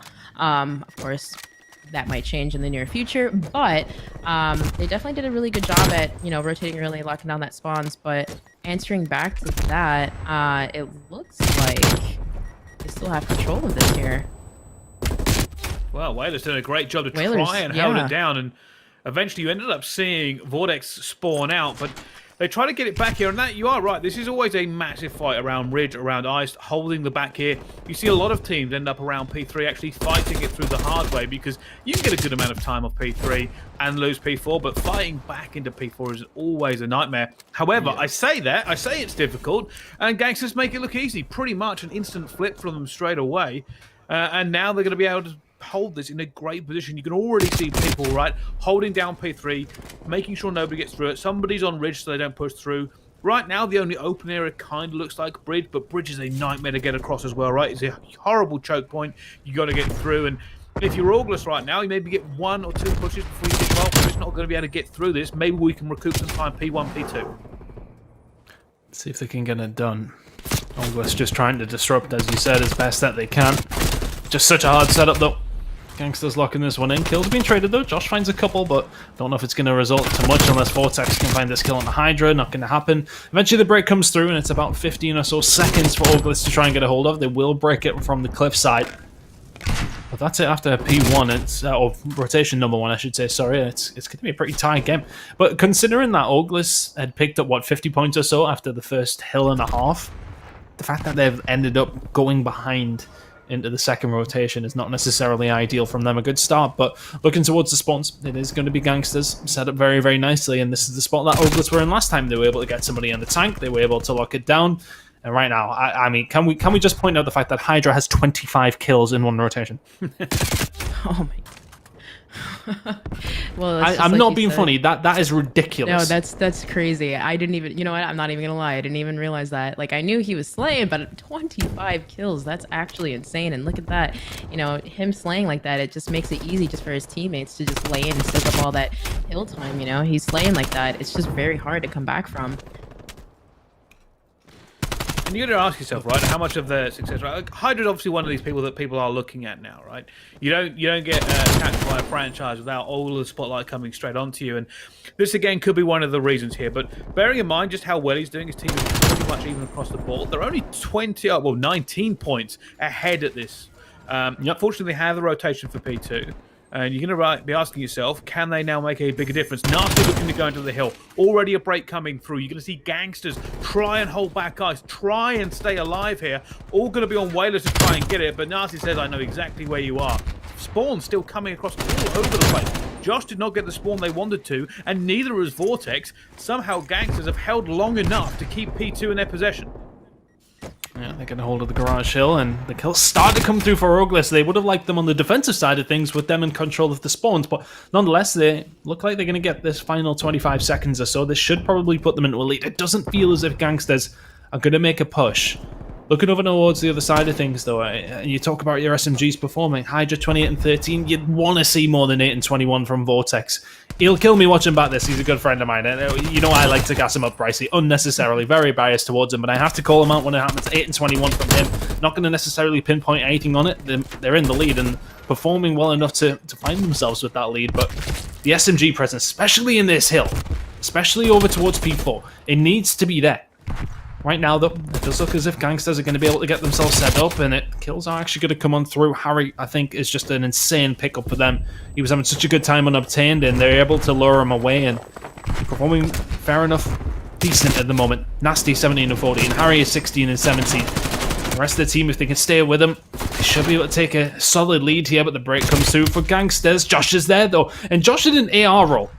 That was something we didn't expect to see, Brycey. We've seen him do it in the past with quite a decent amount of success and not having too bad of a game here on it. Well, congratulations. We've now made to the part of the broadcast where I throw you under the bus. It's interesting you mentioned that, right? Because it's kind of a long-held thing in Europe for a while that, you know, Josh is the objective SMG. But you got to remember, one of his most successful times we've ever seen Josh has actually been running an AR, right? He's done it in the past. He's done it for the Splice teams. And it turns out they wanted to change it up and they put him back in that role in place of Dave so they could bring in Harry. And it didn't really surprise me when I heard it. I was like, you know what? He's had success doing it before. And if he gets the right players around it, it's more than capable. I'm not going to sit here and say he's the best AR in challenges or he's the best AR in the league. But he is very competent at doing it and has had great success doing it in the past. I think you look on the other side, Gangsterz, Whalers, 14 and 16, fair enough, relatively even, but that's the problem for Gangsterz. Look, Hydra has slowed down, bizarrely at 35 and 17. But at the same point, like, he's slowed down ever so slightly. Now they're 40 points behind. They can't just rely on him. Yes, okay, and I think this is what you were trying to point out, Brycey, in the first point when we noticed he had 26 kills after the first rotation. If he slows down, what's the plan? Right now, it doesn't look like there is too much of a one for Gangsterz. You don't want to have to rely on one guy popping off, albeit it's fantastic to see from Hydra. You need to maybe see a bit more across the board, but nonetheless, Orgless have got themselves set up in a really nice spot. This is the third rotation and in a good spot to send this to last map now, you would think. They're on the side of the spawns you would want. They have control of tank. They have control of up towards top bridge, and they're in a nice spot here, Bryce. They certainly are. And Ellen, as we go through into this P2 rotation, which way do you think that Gangsterz are going to end up trying to break it? Because they really need to not only get P1 control, but try and regain control of this game. Yeah, it looks like, I mean, it looks like they're still trying to push through the hill, but I feel like they're going to have to maybe try to push through that bridge side or that ice side, maybe just like break a flank and try to regain and get control of P2. But as I say that, you know, you see that Nasty's over there, like, watching that overextension. He's watching the pinch just in case they do start to do that, but they're still kind of flooding through this. I feel like, I don't know, at this point, kind of maybe need to fight for that scrap time, but at the same time, I feel like maybe setting up for the second hill would be more crucial, more important than, you know, fighting for that last 10, 15 seconds, which again, you see Orgless here has control of the back spawns and, you know, but they're answering back by slaying and getting those initial kills. So, you know, it's just tough. It's tough when, you know, you only have, when you don't have that slaying power. But Hydra, almost at 40 kills, still doing a pretty good job at it. But Orgless still, again, they have control of that P2. So it's going to be interesting to see what they do in rotation into the third hill. It does look like Hydra is not going to be able to get his 40 bomb, but he does drop 39 for the L here. Orgless certainly put them to the sword and refused to let them get anything here. And we were talking about that P2 break, but like I always feel on P1 and P2 on this map especially, it's a difficult call. Yes, if you can get round into ice and get round to back crates, it's going to be great. You can make a few kills. But if you can get P1 control, you can try and push through 18 and kind of hard force it, force them all the way, and then you can retake control here. And usually the time it's a call by the teams. And I think Gangsterz did the right thing there. They had to force P1. They knew they were massively down. There is time to gain there, as you know that realistically, the team of Orgless are going to spread out to make sure they don't get flipped out, because that's their worst case scenario. Lose P1 and get flipped out is the absolute worst case. So they have to make sure they can't fully commit, whereas Gangsterz could. It just happened to be unsuccessful. Gangsterz were not able to get it as quickly as they would like. They were not able to get as many points, and then they certainly didn't get P2 either. So they had the scenario where basically nothing was working for them, even though they were trying to do the right thing in that one time. Yeah, and you know, it's one of those things though, when you're that far behind, you know that the other team have the spawns for P2, then you know that they can pick up a decent amount of points from that side as well on P1. It's a bad spot to be in nonetheless, isn't it? I mean, you really don't want to be there. The problem is that when you find yourself behind by a good, 60, 70, and the enemy team are around 30, 40 away from winning the game, you can't give up that scrap. You can't think on P4, right, okay, let's leave it, let's try and get the rotation. You can't, you're too far behind. That's sort of the double-edged sword of hard point, that if you do find yourself significantly behind, you're always going to probably get further and further behind, because you always have to fight for that scrap. That's where you have to have these players go off. You have to have everybody performing to their absolute best. And if you aren't able to find those couple of kills that are going to help you make that extra little push forward to get that scrap, but then also get the rotation, that's where the problems lie. But it's ultimately coming down to the fact that you can't allow it to get to that point. And then, I mean, look, there's so many different variables when it comes to hardpoint and how things work, but it was always a tough spot for Gangsterz heading in towards that third rotation. Orgless take it out, and I'm just happy we get to see a game number 5. Very different than the first series we got to see, at least. You know, at least we get to see some very much competitive and close Call of Duty this time. Yeah, we certainly do. Okay, Ellen, well, you're new to the broadcast, so it's time to throw you under the bus as well. We are going into map 5. Which way do you think it's going to go? I think Orgless might take it. The fire has been lit. They took that last map. I think they might take it. Wait, yeah. Did I get it right? No. Yeah. Yes. Who knows? Yes, they did. Even though Hydra was slaying out, doesn't matter. You can get all the kills in the world, but you know, if you're not playing, you know, teamwork and getting those initial looking at that time, I really think that I think Orgless is gonna come out from that. All right, well, I'll tell you what we'll do right now. Let's take a little look at the maps and see if that helps us with how this series has, of course, gone so far. And this is to kind of show you where we are in this series, right? Raid Hardpoint, Orgless won that 250 to 198. S&D Crossroads, Gangsterz won 6-5, incredibly close game. Raid Control, Gangsterz won 3-0, bit of a blur, and the Hardpoint we just won. So, realistically, if we go off of that, it does look like the Hardpoints have gone to Orgless, everything else has gone to Gangsterz. The caveat being is that game files are not the same. The second caveat, of course, also going to be that it was only a 6-5 in the Search and Destroy. So I have no idea, but I do know the game is starting. Let's jump in and have a look at Gangsterz versus Orgless in the map 5, Search and Destroy. And we are going on to Garrison. Ton, take us into this one. Kills already happening here, Bryce, and we're yet to get in, so it is actually a 3v3. All these teams now.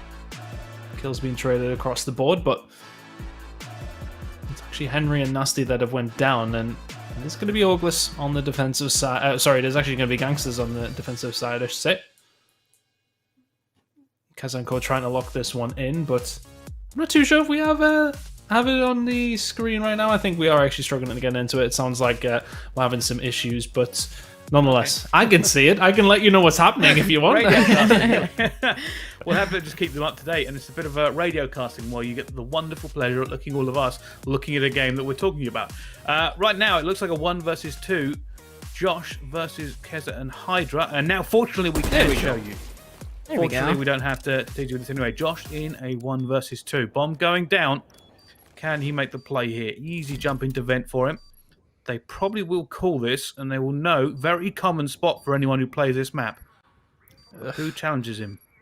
It's such a nasty spot, isn't it? Because you can just be pinched from both angles. He's surely just going to be double stab, but the man just line up for him. Oh, Hydra just about gets it done. Hydra actually killed Keza there in that situation as well. It's a hard one to take, but I think Hydra is always going to take the shot, isn't he? Let's be realistic. 2-0 from him. Takes the first round for Orgless. Or for Gangsterz, I should say. Sorry. Slowest trade ever, by the way. Like, it's just there's Oh, nothing yeah. they can do. It's because they're crawling, slowly isn't back it? away, and Hydra has to slowly crawl after him. It's so painful. It's like, oh!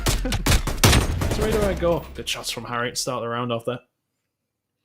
You know, Well, being in there that we go. situation too, it's like you want to hurry up and get out of there, you know, and then try to back away, and it's like you can't move fast. It's just creepy crawling everywhere. Must have felt worse for Hydra as well, right? Like he killed his teammate.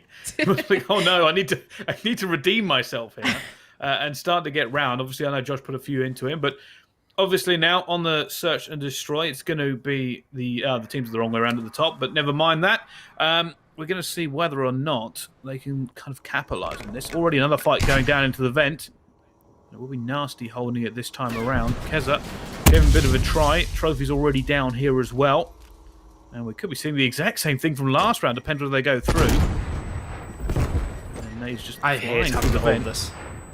Oh, I hate having it's to. not It's fun. horrible. And it's all stalled around it. It's all about vent. And speaking about a few, this map especially, a very good friend of mine told me recently, said one of the biggest strats on here is essentially try to blow up the barrel by B in the last 30 seconds and make a big push. Very kind of stilted S&D map at the moment without any sniper rifles. Good shots by Vortex. Vortex with the XM4. Is he getting a nosebleed with this in his hand? What's going on? XM4's too good. Yeah, I know, that's the problem. It's like, well, SMG player? Yeah, using an XM4. That's going to be a round over towards Orgless. One apiece now. It was this that sort of opened up. If you're Gangsterz, you have to make a move. I don't know whether Keza jumping off there is probably the wisest thing to do, but nonetheless.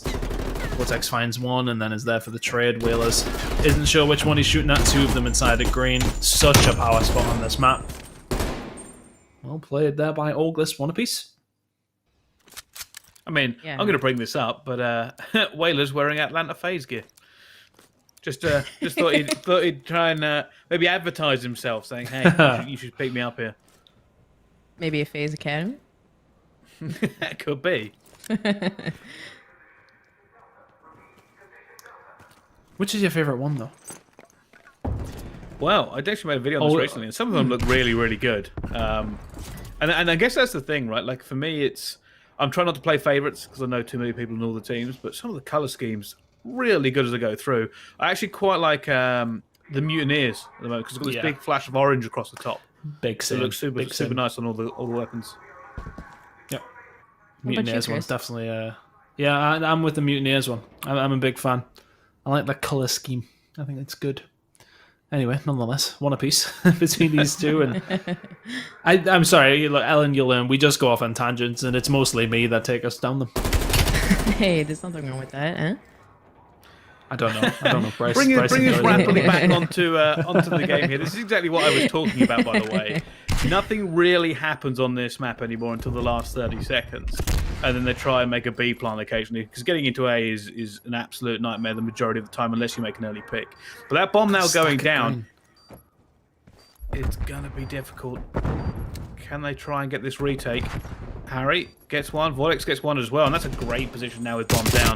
Surely this is going to be easy for them. Henry all alone against 4, and a bomb to defuse, and finds one, but instantly traded out. And that's pretty much the way it's going to go in the majority of 1v4s.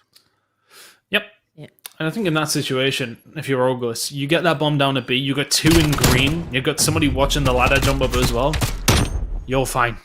It's just the perfect spot to be in.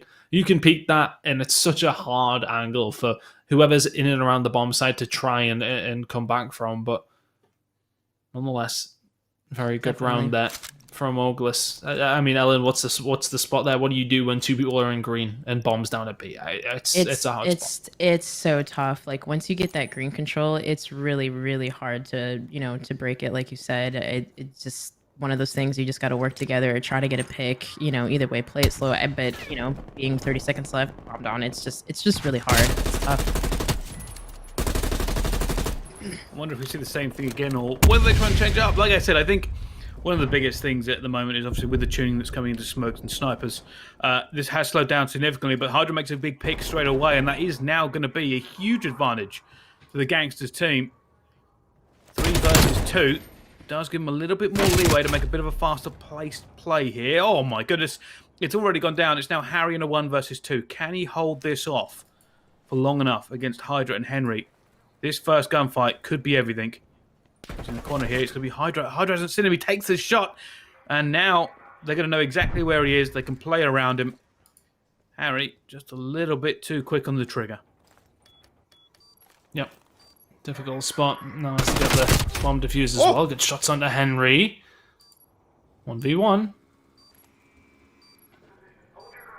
Same against Hydra here as well. Hydra just holding bricks.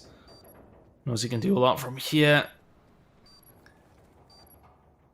Yeah, this should be done. Hydra's in such a decent enough spot here to keep a hold of it. Is he going to check L, though?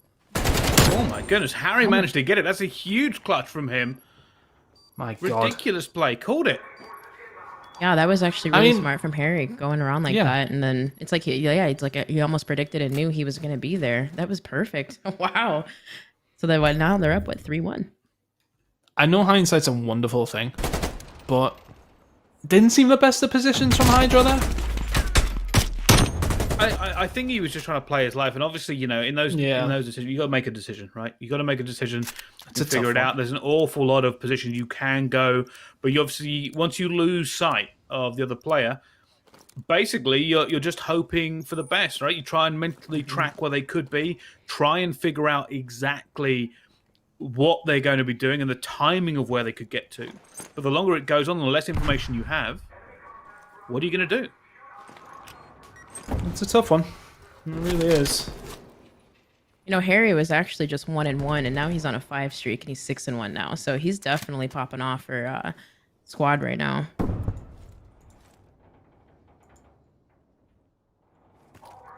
Harry, again, very careful here.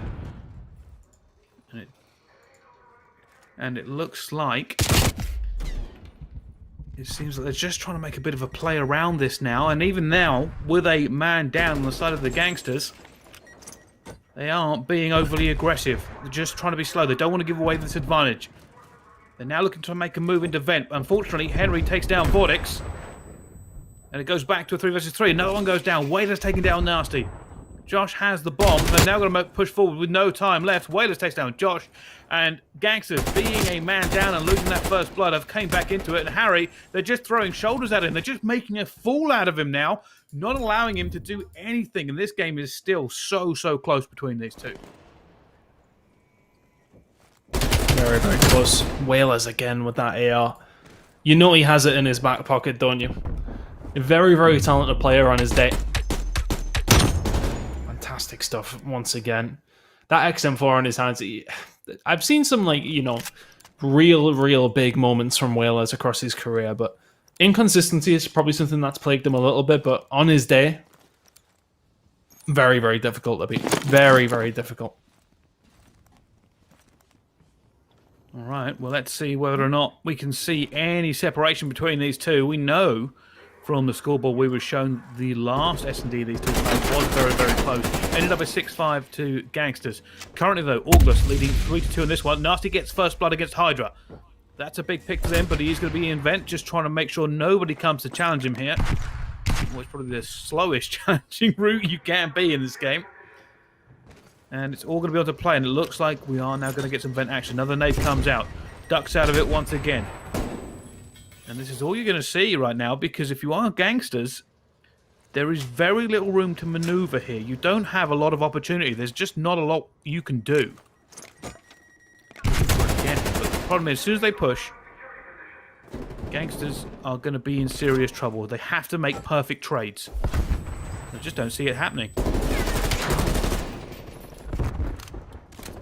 Oh, it's just so difficult to make a push, isn't it? Vortex finds 2. Josh cleans up.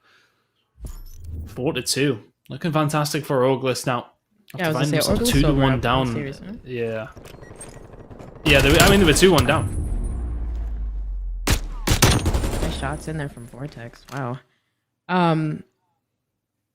Yeah, I know. I got a little bit confused there because I was like, wait a minute, the colors, they were flipped. I mean, it was like, okay, Orgless, Gangsterz. Hold on a second. Wait a second. Let me keep track here. Okay. All right. It's gonna be interesting to see how they play this, though. You know, Gangsterz definitely gonna have to answer back and see if they can tie up the series because the pressure's on. Pressure's on. You know, 5-5 situation on the series, and hopefully maybe they can close it out. Well, I think we're probably going to see very much the same sort of gameplay we have before. Kind of same thing, yeah, I was going to say. Yeah, everybody's got to play slow, and that's the way this map plays at the moment, right? Like, it just has been playing. Like I said, since teams aren't using snipers right now, it very much slows it down. There's so little opportunity to make a pick. Everybody throws shoulders over the middle of this map, just trying to stay alive. The vent play is a big thing, and you can see nobody really going for it. Hydra actually going to back up here. I think they've spotted him since he managed to end up getting that flashbang in the face. But even with that, even with the they're knowing he's there, getting that tactical onto him, then trying to flush him out with the lethal. Orgless don't want to push. Whalers, though, finally breaks a bit of the deadlock, takes down a player from Orgless. That puts them in an even worse position. They're now going to be even more hesitant to make a move because they have to push into it. As Josh managed to get Keza. Henry gets nasty. And now it's Josh Lee 1 versus 3, and it will be a Gangsterz win there. Ignore your scoreboard. Again, back to 4-3. Very, very close. Hydra and Code just controlling top green, and as he said, it's like that line, isn't it? There's just a line, a diagonal line across the map. But it's just so hard to make it past. You're looking for your ARs to try and find a pick, but if the defense aren't really giving anything away, it's a difficult one to find. Hydra was their goal there. If they find Hydra, things change completely. Not just because it's him, more so for the fact that a 4v3 it becomes so much more easier to find those picks. You can then work on the trades, and if they go in your favor, you win the round when you're already 4v3 up. Looking towards Gangsterz though, Keza 0-6. He'll like to get off that one shortly, but Orgless still with the lead, right? They are, like I said before, right? This is a slow S&D at the moment. If you are watching this is how you got to play at the professional level. A single kill rapidly changes this map, and both teams taking a very similar stance in the way that they're holding these certain angles, making sure they push it. You don't want to put yourself in a position where you can be hit from 2 angles, so you sit back a little bit, you have your teammates cover those other positions, you got to throw shoulders. If you're Gangsterz right now, you got to kind of keep creeping up the map, trying to get to that B, and they have managed to do it. I don't know if Vortex saw that. He certainly didn't. He might not try and push for it. They're going to get one at least. Henry goes down, but it will now be Gangsterz going on the defense, trying to hold this one alive. Harry gets a second, and it's all collapsing now as Orgless put the hurt on them and try to force these players out. Hydra down low. He managed to get Harry. That's traded away. Now, Keza in a 1 versus 3. He's going to end up looking for it. He managed to grab one, but that bomb is going to be defused by Josh. Surely, can he get into position for it? He's not looked, and I think Josh is not sticking it. He didn't stick it. Josh has gone back under the fuse. He's going to have to check this now. There is a player top bridge. He tries to get away. Josh is sticking with the fuse, and that should be enough for Orgless to take it, but it was touch and go. Very, very close there. I like the positioning with that he tried to take up after he finds the first kill. Getting up top of green, Keza. The best thing you can possibly do, but Nasty wins the gunfight. Really well played by him, and ultimately, even if he didn't, Josh was on that for long enough there. I think he must have jumped off. Like, he must have known he was vulnerable. He did. Yeah. And I think he did. He jumped off. Maybe interesting to see how they play this out here. Looks like they might be like you said again, like you said, Bryce, kind of just play for that first pick because that first pick literally opens up the map. It literally is everything. And yeah, it looks like they're just gonna be playing patient and again looking for that first kill. And maybe Nasty might see that kill on Keza, but kind of pushing through the mid map here. Also, keep in mind there's someone pushing through the vent as well. It looks like so they're definitely setting up for this B bomb site. And you know, again, that green control is definitely important as well. And you could see, you know, their gangsters are actually there's two of them over there, but it looks like Vortex actually got into green, so if they can get this bomb down, get that green control, they might be in a good position here. Well, let's see whether or not they can do it again. The familiar stall, the familiar wait.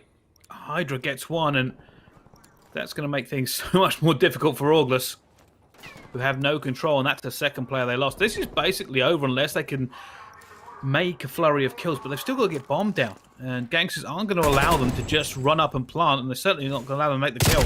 Hydra, a few of it. Harry has to put this down now. Josh trying to cover him. Josh doing outrageous work. He's going to come behind him. That's another one, but Gangsters managed to get it through. Oh, wait a minute. No, wait. Orgless got it. Wait. Orgless got it. Josh picked up the last kill. He picked up the last kill. This is all Josh. This is fantastic cover. Hydra looks to get the push. Knows where Leslie's there. And Keza's checking the bomb site.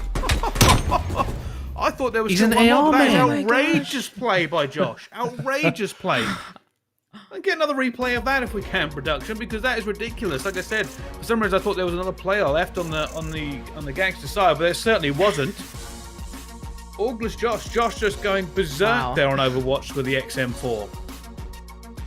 So you told me, mate. He's an AR man now. I did. I did, and I was correct. Everyone's an AR man when the XM4 exists. It's fine. It's just a really, really good positioning around him, though. It's the kill on the Whaleless that does it. The kill on the Hydra, yes, you're expected to cover that off as he makes that bomb site push. But the fact he knows Whalers is going to push, Ellen snaps to him directly. Phenomenal stuff from Josh, and then it's just clean up crew from that point because Keza has to check the bomb. Checks the bomb, dies, and there you go. Orgless, 6-3. Pretty good S&D from them on Garrison. I think all of the other teams would be looking at that and sort of saying, right, okay, they seem to have their picks down on those attacking rounds. That's sort of what got things rolling. But I think I'd argue maybe there for Gangsters that they were up on the defensive side of things and maybe got a little bit too aggressive when they had those numbers, which is what we've seen the teams doing over the past few rounds, of course, but didn't work out in their favor that time round. And maybe just sitting patient would have been a little bit of a better thing to do in hindsight. Yeah, they didn't account for B Sport Josh. Like I said, you know, he gets that first goal. I'm like, oh, maybe, but they've got to make a flurry of kills and get it in. And they went for the plant. And I'm like, well, possibly if they get it and get away, maybe they can fight back. Turns out they weren't going to do that. Josh went bridge, managed to get two players who were throwing shoulders against him. And I'm guessing the call may have gone in that he's planting. And I thought, well, we better not let him plant in case they're able to kind of like backpedal and hold this off, right? So both of them challenged. And Josh said, thank you very much. Picked both off. Hydra threw himself out of L and went for it as well and went down. But yeah, crazy last play there actually from that one. All right, well, let's talk a little bit about these teams now because Orgless obviously make a great play and they've managed to go against Gangsters, but it is very, very tight between these two teams, right? We've said, you know, there's not a lot of like daylight between the teams in this Elite, and we are seeing it. Apart from our first match, we now see it in a map fight between these two. Did we expect the Orgless team to make that big comeback after learning Gangsters were up 2-1? I think, you know, it's fair to say that, you know, it wasn't out of the realms of possibility whatsoever. They lose an SD, lose a control after winning the first hard point. You expect to potentially see a map number 4, especially with how close things have been in Europe. Both these two teams over the past few weeks have been sort of fluttering top 4, top 6. So realistically, you know, we expect them to be very, very close with each other. I think, you know, if you were to go with an Inquisition on anyone on this one, you would sort of look at that second hard point if you're Gangsters and sort of say, right, we need to be doing more to help Hydra in that situation. The fact that he's nearly dropping 40 for the L and it was not necessarily that close either, as far as I'm aware, it was what, 80, 70 points, something like that. So realistically, a relatively comfortable win for Orgless when Hydra is finding that amount of kills. You've got to look at how you're playing the map in that case. The slaying is one thing, playing it the right way is another. If he's dropping 40, that is like kind of like half of the job is done for you. You need to make sure you are then filling in the gaps here and there. They obviously didn't. Those ARs need to make sure they are locking down the lanes whilst Hydra's doing the up close work. That has to be the map that if you are Gangsters, you go back, you watch this, you say to yourself, right, we should have definitely been in a stronger lead, especially when he found 26 kills in the first rotation. How have you not got a solid 60, 70, 80, 90 point lead when somebody's gone off that much? That's the questions that have to be asked, but then you could also say Orgless have maybe just played it well. They've picked up the scrap where they've needed to. They've held well on the rotation. Are the kills Hydra making that important? There's so many questions you can ask, but it has to be said, if you're Gangsterz, you look back at map number 4 and say that's the one you could have taken to win the series. Well, the best thing is, Ton, is that all teams get a chance to redeem themselves because that's only their first game of the night. The next game we will be seeing shortly will be Gangsterz versus House Tarth, which, by the way, House Tarth, great logo. Love the logo, but we'll get to that when we actually get to the game. Ellen, I want to speak to you quickly because obviously, we've spoken about Gangsterz making maybe more than a few mistakes in that series, especially in the maps we ended up watching. How do you think they recover and put themselves in the right mindset, ready for the next big challenge of House Tarth in just a few minutes? Well, like you said, maybe kind of just talking about what happened that series, going over the maps and thinking about what they could have done better. Because, Chris said it well, dropping almost 26 kills on the first rotation, and you're not sucking up any of those points. Going into this next series, they need to talk about what they did wrong, what they can do better, and just get their head in the game and work together better as a team. And might I just say, I think I'm 2 for 2 now, right? Can I just throw that out there? Look at her, she's here already. Oh, we're counting already. Just a little bit. Okay. Just come on, just a little bit. Just give me Unfortunately, this one it's not day. hard to be better than Ton. It's really not hard to be better than Ton. So while we'll give you props, it's a very low bar. It's a very low bar you end up setting there for that one. But it's fine. And of course, great play when we get to see this one for the next one and everything. And I'm looking forward to the next game coming up as well. And we'll be right back after this break. Don't go anywhere. We'll see you soon.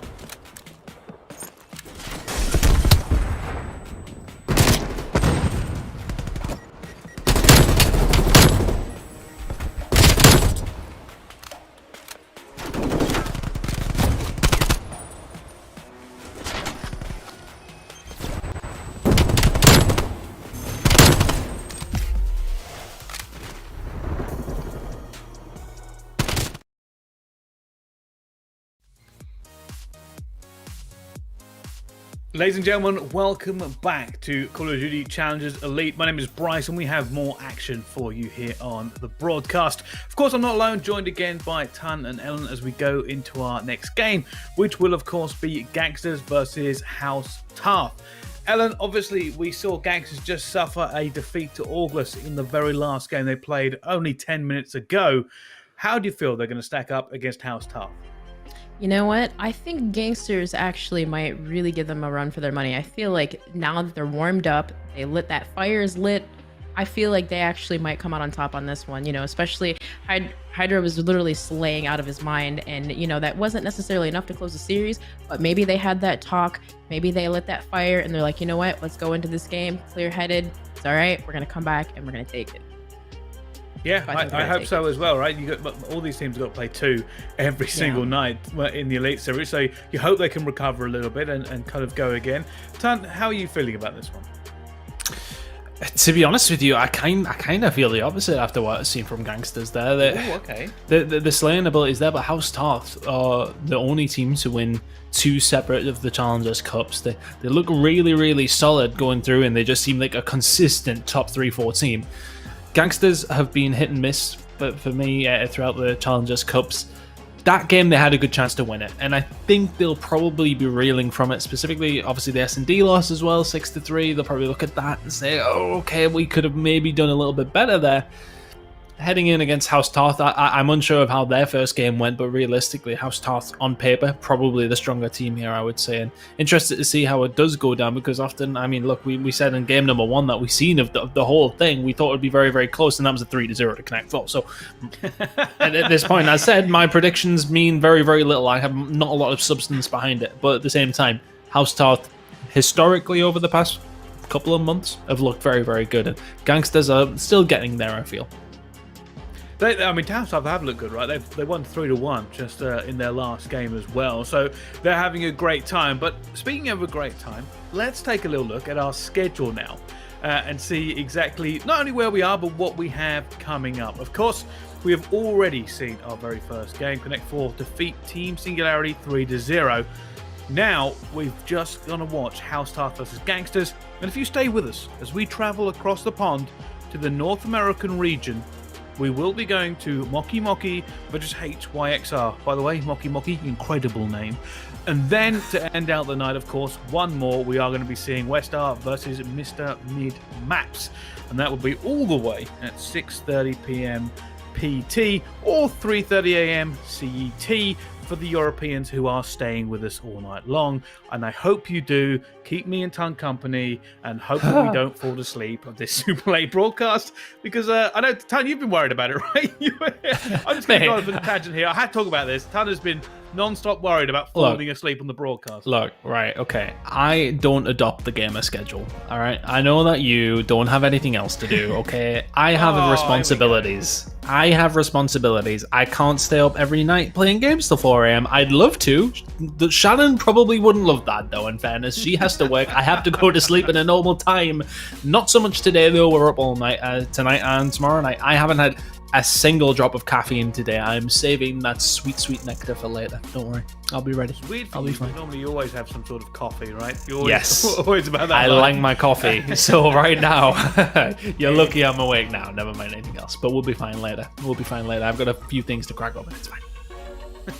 All right, well, let's get off that tangent and go back to this game we're talking about here. And it's an interesting one because, like I said, right, when you play twice, it's going to be one of these ones where if you have a bad night, like Gangsterz are currently having, they're going against a House Tarth that have come off a win as well. They could be 0-2 the very opening day for a team that a lot of people have been looking at saying, hey, this could be one of the teams to keep an eye out with. They've got people like Hydra. We know how good he is. And no matter how good he is, a 0-2 speaks volumes, right, Aaron? Yeah, no, you're absolutely correct. 0-2 does speak volumes. And I mean, even with him slaying it, it doesn't matter. If you're not working together as a team and if you're not doing the things that you're supposed to be doing, you're not going to win.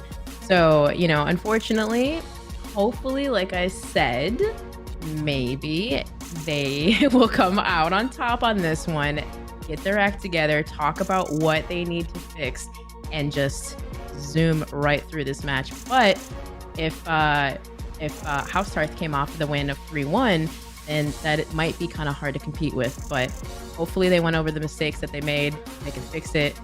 Even with the slaying power of Hydra, like you said, one player, it doesn't matter. They need to work together as a team and clutch it up. They certainly do. Well, Tarth, to kind of talk about the players from here, who are we looking out for in this one? And before you answer, I feel like you're going to give me the obvious one, right? Hydra and Afro. 2 players that have been hyped up by the franchises. Are you sticking with what seems to be the obvious, or have you got some sort of wild ace in the sleeve? I think I'll probably just stick with the obvious, to be fair, pal.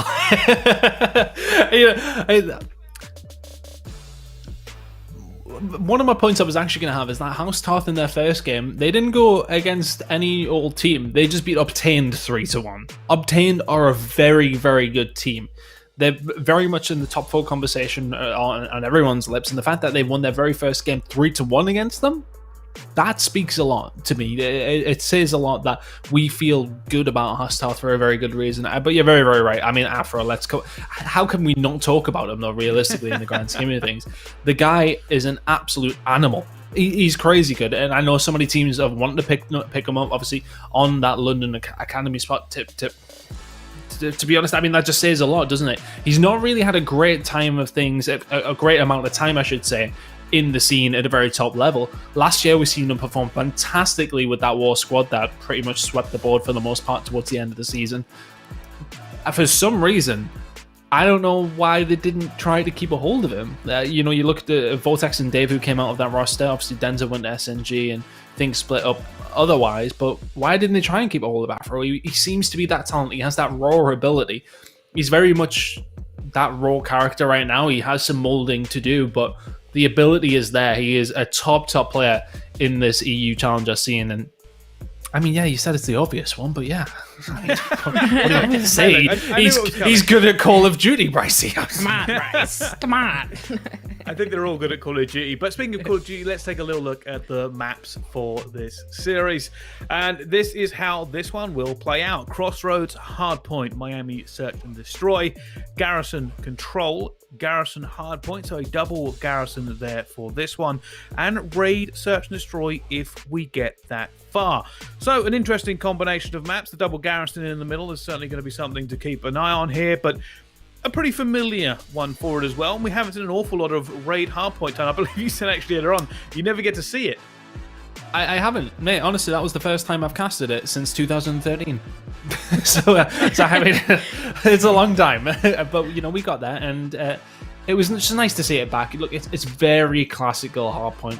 The spawns all seem to work very much the same as they used to. It's very much about those rotations. None of the hills outside of the first and the last rotation are that easy to break by any stretch of the imagination. As I said, very rotation orientated. If we get there, though, that's the question. But we're headed over towards Crossroads on the first map. That's where we've seen Hydra go off, and this is the perfect time for this Gangsterz team to sort of say, right, okay, we definitely could have done better on that map number 4 up against Orgless. Let's put that into fruition here up against House Tarth. It's going to be difficult, though. That House Tarth team are so solid across the board. As you said, Afro is in there. He's very much the top of his game, realistically. But Gizmo, solid player. Defrag, fantastic player. Weeman, great AR player in there as well. They're just a so well-rounded team. So, honestly, it's very, very hard to see us getting to a raid, I think, to be honest with you. I think this is maybe done in 3 or 4. All right, well, that's an interesting one. And Ellen, just to confirm your prediction for this one, because you've been correct basically every time so far. Yeah, you know what? Even though House Tarth won their last game 3-1, I still feel like that Gangsterz, that fire might be lit, and I feel like they actually still might come out on top on this. I hope that they talked about what they needed to fix the issues, and they come out on top on this one because, again, they just got played this map for last round, so hopefully they talked about what they needed to fix into the series. All right, well, thank you very much for that one, Ellen. I believe we're going to jump into the game now with me and Tun, and we are jumping straight on board with Henry, looking for those kills down mid-map on P1. Of course, we're going to Crossroads Hardpoint to kick this series off. Very, very interested in this one, Bryce. Do Gangsterz have that fire? We know they're a very, very solid team, but can they go up against his House Tarth team and do what they couldn't against Orgless? Because House Tarth coming off the back of a very, very nice win up against Obtained, will have a lot of confidence. 6-1 out of Wee Man already, and it's going to be interesting to see if he can bring the sort of form that we've seen in the years gone by. I mean, what was it, Black Ops 3 that we started seeing stuff from Wee Man realistically, and back up on the Treyarch game. Let's see if we can continue it. 7-1 so far. The rotation belongs to House Tarth as we head over towards the garage. Yeah, pretty textbook hold from them as well. Managed to not only keep that spawn in their favour, but hold it from that P1 side.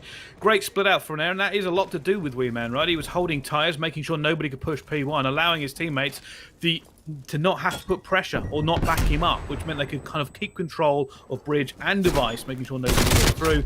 And it's all gone well so far, but here comes the pressure. It looks like Gangsterz are trying to come in now and get them out of this. They're still spawning miles out, and it should be House Tarth who able to regain control, but no, the spawn now comes in. Henry finally gets towards the back, and they finally get some points here down as well. But is it too little too late, as these spawns are going to flip again? Yeah, they have flipped again, and House Tarth, what can they do to lock this one in?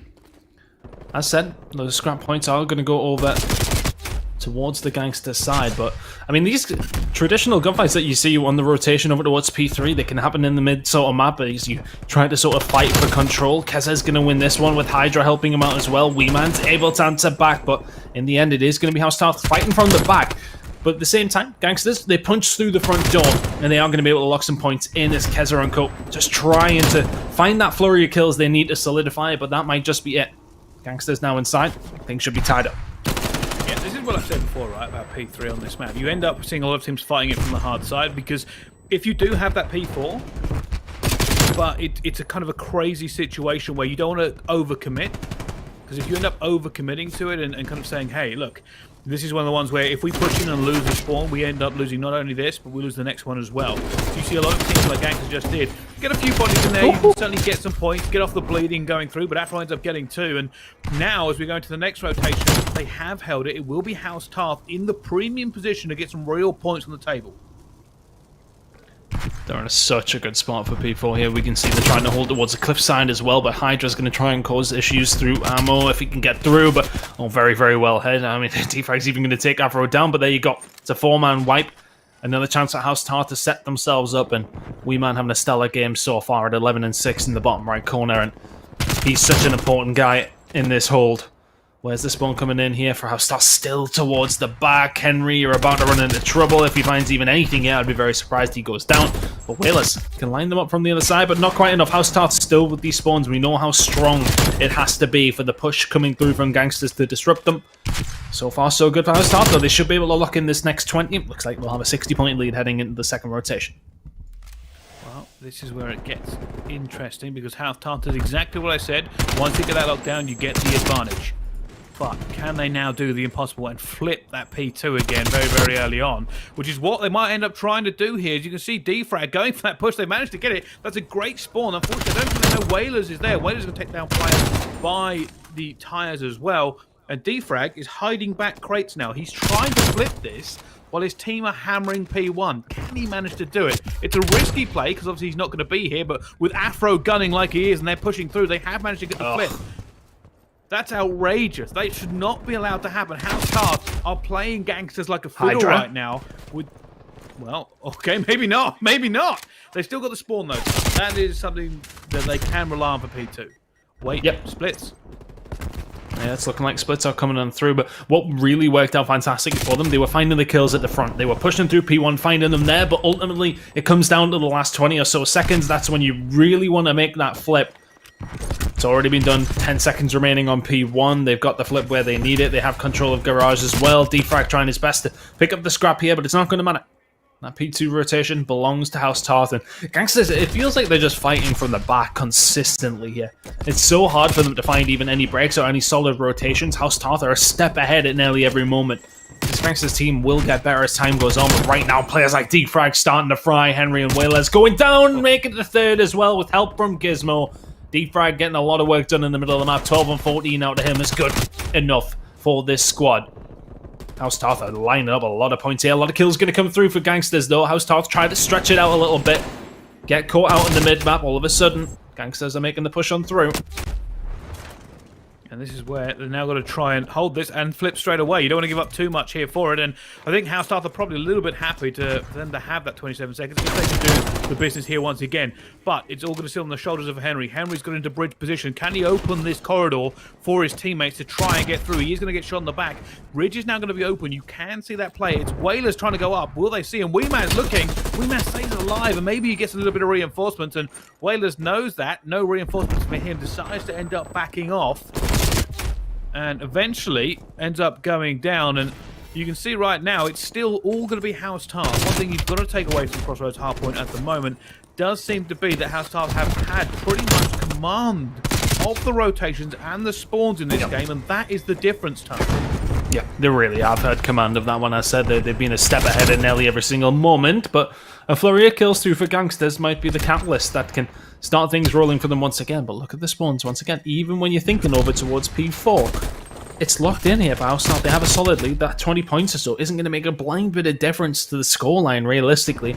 If House Tarth can keep a hold of the spawns heading over towards P4, it looks like the kills are starting to come through. Henry's going to find 2, and maybe that was a little bit of an overzealous push from House Tarth as they now spawn out. If you're Gangsterz, you've got to find the kills towards the back. Defrag's going to go down, and the flip is complete just in time for P4. Huge opportunity for Gangsters. They could bring this back more than even, maybe even get ahead if they can do a perfect hold for it, but nobody on the hill at the moment. Henry's going to try and clear out the barrels here, and that took way too many bullets, but finally gets away with it, but kills coming down all the way through. Gangsters holding this now. Keza on a 5 streak themselves, and it's now going to be the hard break. You've never tried to break this against a competent team.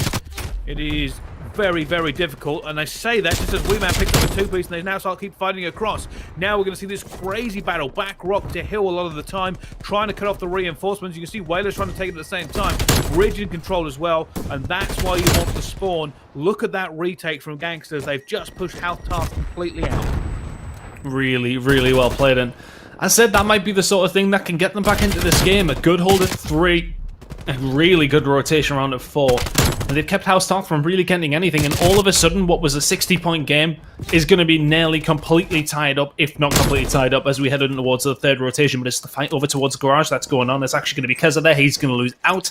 House Tarth, once again, this time a lot earlier, will have a rotation over towards P2. Just that one rotation, like I said, big points there for Gangsters, bringing this so close to. And I thought for a little while, like you probably did as well, House Tarth had it in the bag. But yeah, it was looking like they were running away. Yeah, it was looking like they were really running away with it. And it was just coming down to the fact that they've been out-rotating them. But if the Gangsters, specifically look on Crossroads, as Keza finds another really, really big kill. Particularly on Crossroads, though, that 3rd and 4th hill, they're so close together. If you can lock those spawns down, you pick up a lot of time at 3, you can pick up even more at 4. But look at this rotation for House Tarth. Have they actually broken this already? Gizmo seems to be the only one left there for House Tarth. Can they lock it in? He found the kill on the Hydra, which is massive. His team are spawning there as well with 5 seconds to go. He's just went huge for House Tarth. Absolutely massive. Gizmo on a 3 streak, 27 and 23. The rest of his team up spawning with him as well. They should have control of Garage. Well, interesting enough, they got Afro spawning all the way out, so got to be careful on the trades here. We'll look for that for his teammates, but yeah, it cannot be understated how big Gizmo was there on the rotation, winning the rotation kills for them, and now they have control. Technically can win it on this one. And it looks like they're trying to stack up here. A big push now coming in from the Gangsters, looking for it as well. Into the hill with Henry. Oh. Henry gets 2. Outrageous play. Defrag gets it back though. Now players are spawning all into it. Whalers gets another one at the same time. Looking for Afro, and he manages to lock it down. They now have the spawn. They cannot win it here, however. And I don't know how big of a push is coming in. It does look like House Tarth are going to try and hit ice one more time. Gonna have another stab here. 15 points to go. Gangsters have come roaring back into this game. The past 3 hills, House Tarth haven't picked up any more than 30 points or so. It's been so hard for them to get a hold of anything, but if you're going to do it anywhere, it's surely got to be here. But Hydra finds 2 in ammunition as well. This rotation's going to belong to Gangsters. I don't believe House Tarth have fought so hard to get towards Garage, and they've given up complete control of P3. Well, now they've managed to get into it. Hydra's going to come back into the fray here, looking for 1, looking for 2. Defrag shuts him down, and this may be House Tarth commit everything here to holding this the hard way. They can win it on this hard point. They do not need to play for the spawns, but they do have to make sure there's not lots of contesting coming in, and they don't lose it here. Hydra on the outside, Gizmo been taken down. Afro will answer back again. That's another trade coming in, and you can see them looking for the big door, trying to get it. Wailers gets 2. He's no, they're pouring into it. Wingman gets 1. That's another trade coming through, and now they have to keep pouring in. Neither team can afford to let this one go. Hydra's now kind of back them up. It's going to be the last push for both teams. They come in for it. Gizmo trying to hold it. Hydra gets 2 and hold it, and it's going to be outrageous. The Gangsters turn this game upside down. They walk away with the win here as well, and that is ridiculous from how far behind they actually were, Ton. House Tarth just played so well over the first 2 and a bit rotations, realistically. And then it just fell apart. It feels as if that, I think it was rotation number 2, P4. When Gangsters went on to break that, things just went so south for House Tarth. Nothing really coming up for them. It was very difficult for them to seemingly find a rotation. It got very scrappy, it felt. And it worked in the Gangsters' hands. They were quite happy to get down and dirty with the SMGs. They were quite happy to just float in there. And it started working out fantastically for them. It's just, it seemed maybe a little bit too easy for them to get back into that game. House Tarth will be kicking themselves on that one. And that's 2 Crossroads hardpoints we've seen where teams have had a solid lead or a base, a foundation of a map win, and it's kind of fallen apart. It doesn't come down to those first 2 rotations. It's the ones further towards the back end of the game that do count, of course, and ultimately it is going to be House Tarth falling, and map number 1, Gangsters take it. Yeah, I will say, I think Gangsters did some very good play around Wailers as well, right? Like, there are a few big kills he ended up making because his teammates bailed out for him, or he managed to get the trade come through. So important, especially like we said, that P3, right? We knew that House Tarth would at least consider fighting that the hard way round because they knew they couldn't give up the time for it. Wailers ended up going big door. They managed to end up winning that one through and just pouring into it. Like I said, usually on P3, that's not what happens. A team doesn't usually overcommit from good P4 side because if you do, you run the risk of losing spawns. So I actually haven't seen that very much. It doesn't happen very often that both teams basically just have to hurl themselves at it from whichever side comes through. And I think realistically, you know, when you're the Gangsters, you maybe have a little advantage as you have easy access to bridge room, a little bit easier from the choke point side than you do if you're House Tarth there. But big plays around big door as well, right? Like they managed to get in and get the trades going through. And it was basically like who can get the bigger 2-piece through it as well. Like I think Henry got one Afro, Hydra was trying to get into the mix as well. Ridiculous play there to turn it around. But House Tarth, I think it was 176 points, maybe like 100 at one point. Threw it all away. Completely did, but I think you were very right in your point in saying that. Who can go off more in that case? And I mean, Hydra's always going to say, right, okay, well, I fancy my chances with this one. Finds 3 at the final couple of moments there as well, so Hero plays out with him, but the whole squad, when things got scrappy, they were slaying away. And for House Tarth, I don't know if they just maybe got sucked into it a little bit, if you like, into that, you know, as you said, when it came down to that P4 on rotation number 2, you kind of had to be there and you had to be hitting because, I mean, it was so close, it was trading away, spawns were a little bit weird. If it comes to that point, you're playing into Gangsters' hands, really. They're probably not as well a formed team, you would say, as House Tarth, so they're quite happy to get after it inside these points. They're quite happy to make it dirty and scrappy. They did so. It worked out for them. House Tarth, the advantage they were having every single time was the fact they were completely out-rotating Gangsters there. It was just so easy for them to do so. When they were winning comfortably. When things started to get scrappy, Gangsters came flying back into the game, and ultimately, that's why they find themselves in the lead in the series. They do, and here's the thing, right? Could have gone either way. Like at any point in that game, it could have gone either way, and we could be having a very different conversation, right? It was only a few minutes ago, and probably like 3 rotations ago, I was sitting there going, right, well, at the end of this, we're talking about House Tarth and how they've pretty much dominated every single rotation, and then all of a sudden, like a flip switch. And here's the thing, right? I don't think House Tarth really did a bad job, like, or stopped doing what they were doing. It's just the Gangsters started to find holes and started to win bigger trades. And once that starts to happen, it doesn't matter how great position you're actually in, well, it kind of just goes against you, right? We talked about Gizmo and his great play when he was back crate and managed to hold it down for his team. I thought, hey, that's another great rotation for them. They're going to lock it down.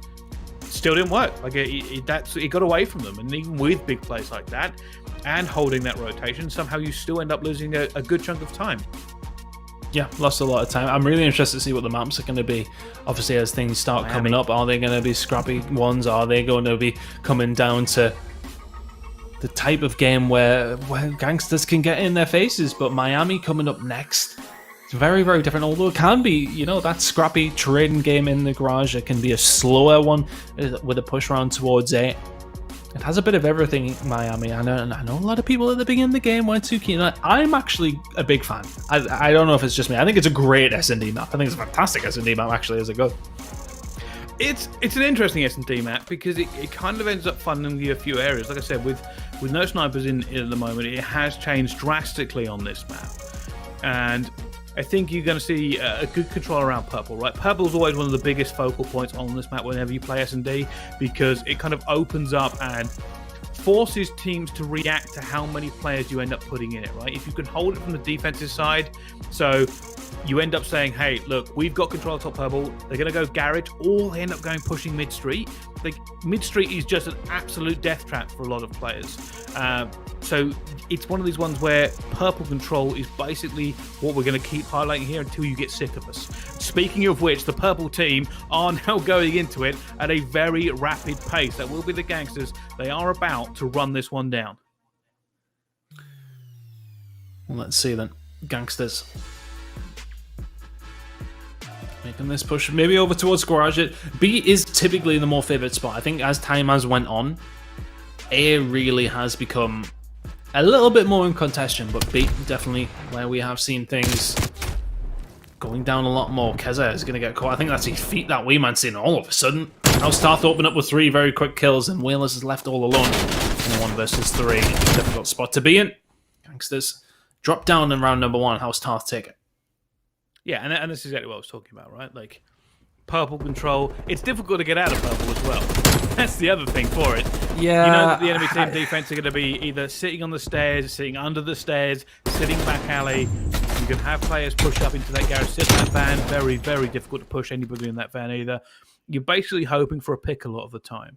And if you're on the defense stuff, you're never going to put yourself out there. If you throw a shot at the worst, you're still going to be in a good amount of cover. I think, on the attack, if you do get yourself into purple, you feel as if you're there quick. Sometimes it's just best to send.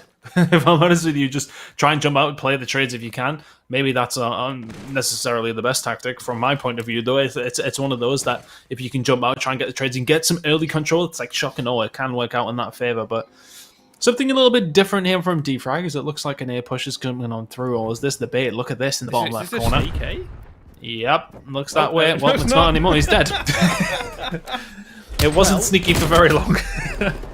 Weeman also just killed Afro. That is about the bad start as you could possibly have. Yep. Okay, let's talk about the hypothetical play, because this is going to be over. It's a 1v4, right? He basically has to do the impossible.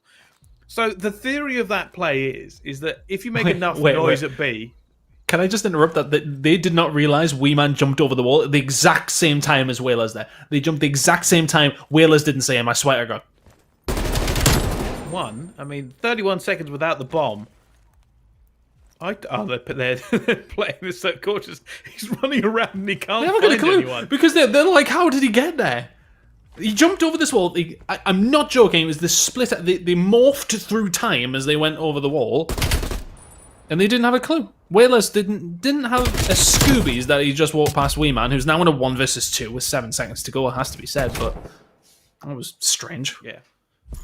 Yeah, it was time. Time was always going to be the killer there, with no bomb on the other side of the map. Like, he had to go get it. That was the worst part. He had to go get it in a 1v4. That's when a sneak doesn't work out.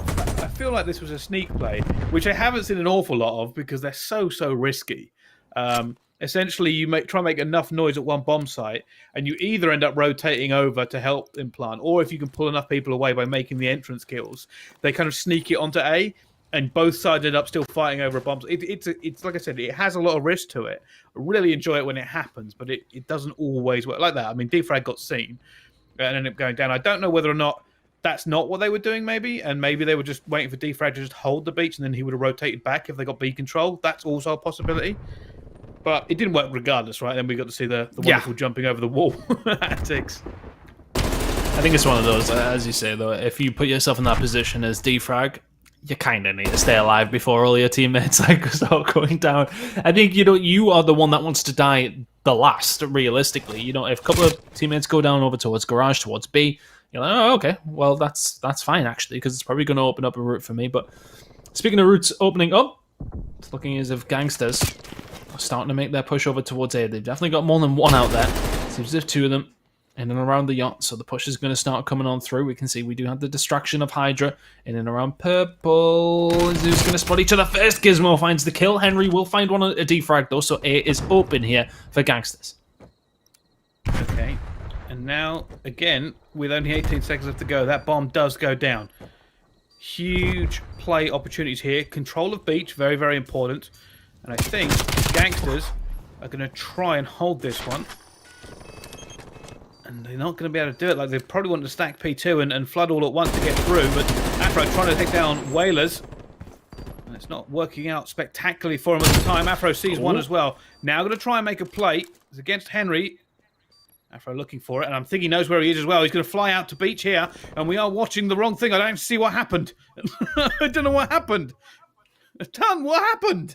Gangsterz won. Peculiar change of cameras nonetheless, but good shots from Henry. There you go. You will see it towards the end. I didn't get to see it. I don't think that was on purpose either. They just went, oh, we're just going to watch this person over here. But all right, okay. Well, currently two. And we're currently on board. And just 1 second. There we go. Change on to Gizmo on House Tarth. As they're going to try and make another push here into B. And this could be successful, right? There's nobody currently in purple for Gangsterz.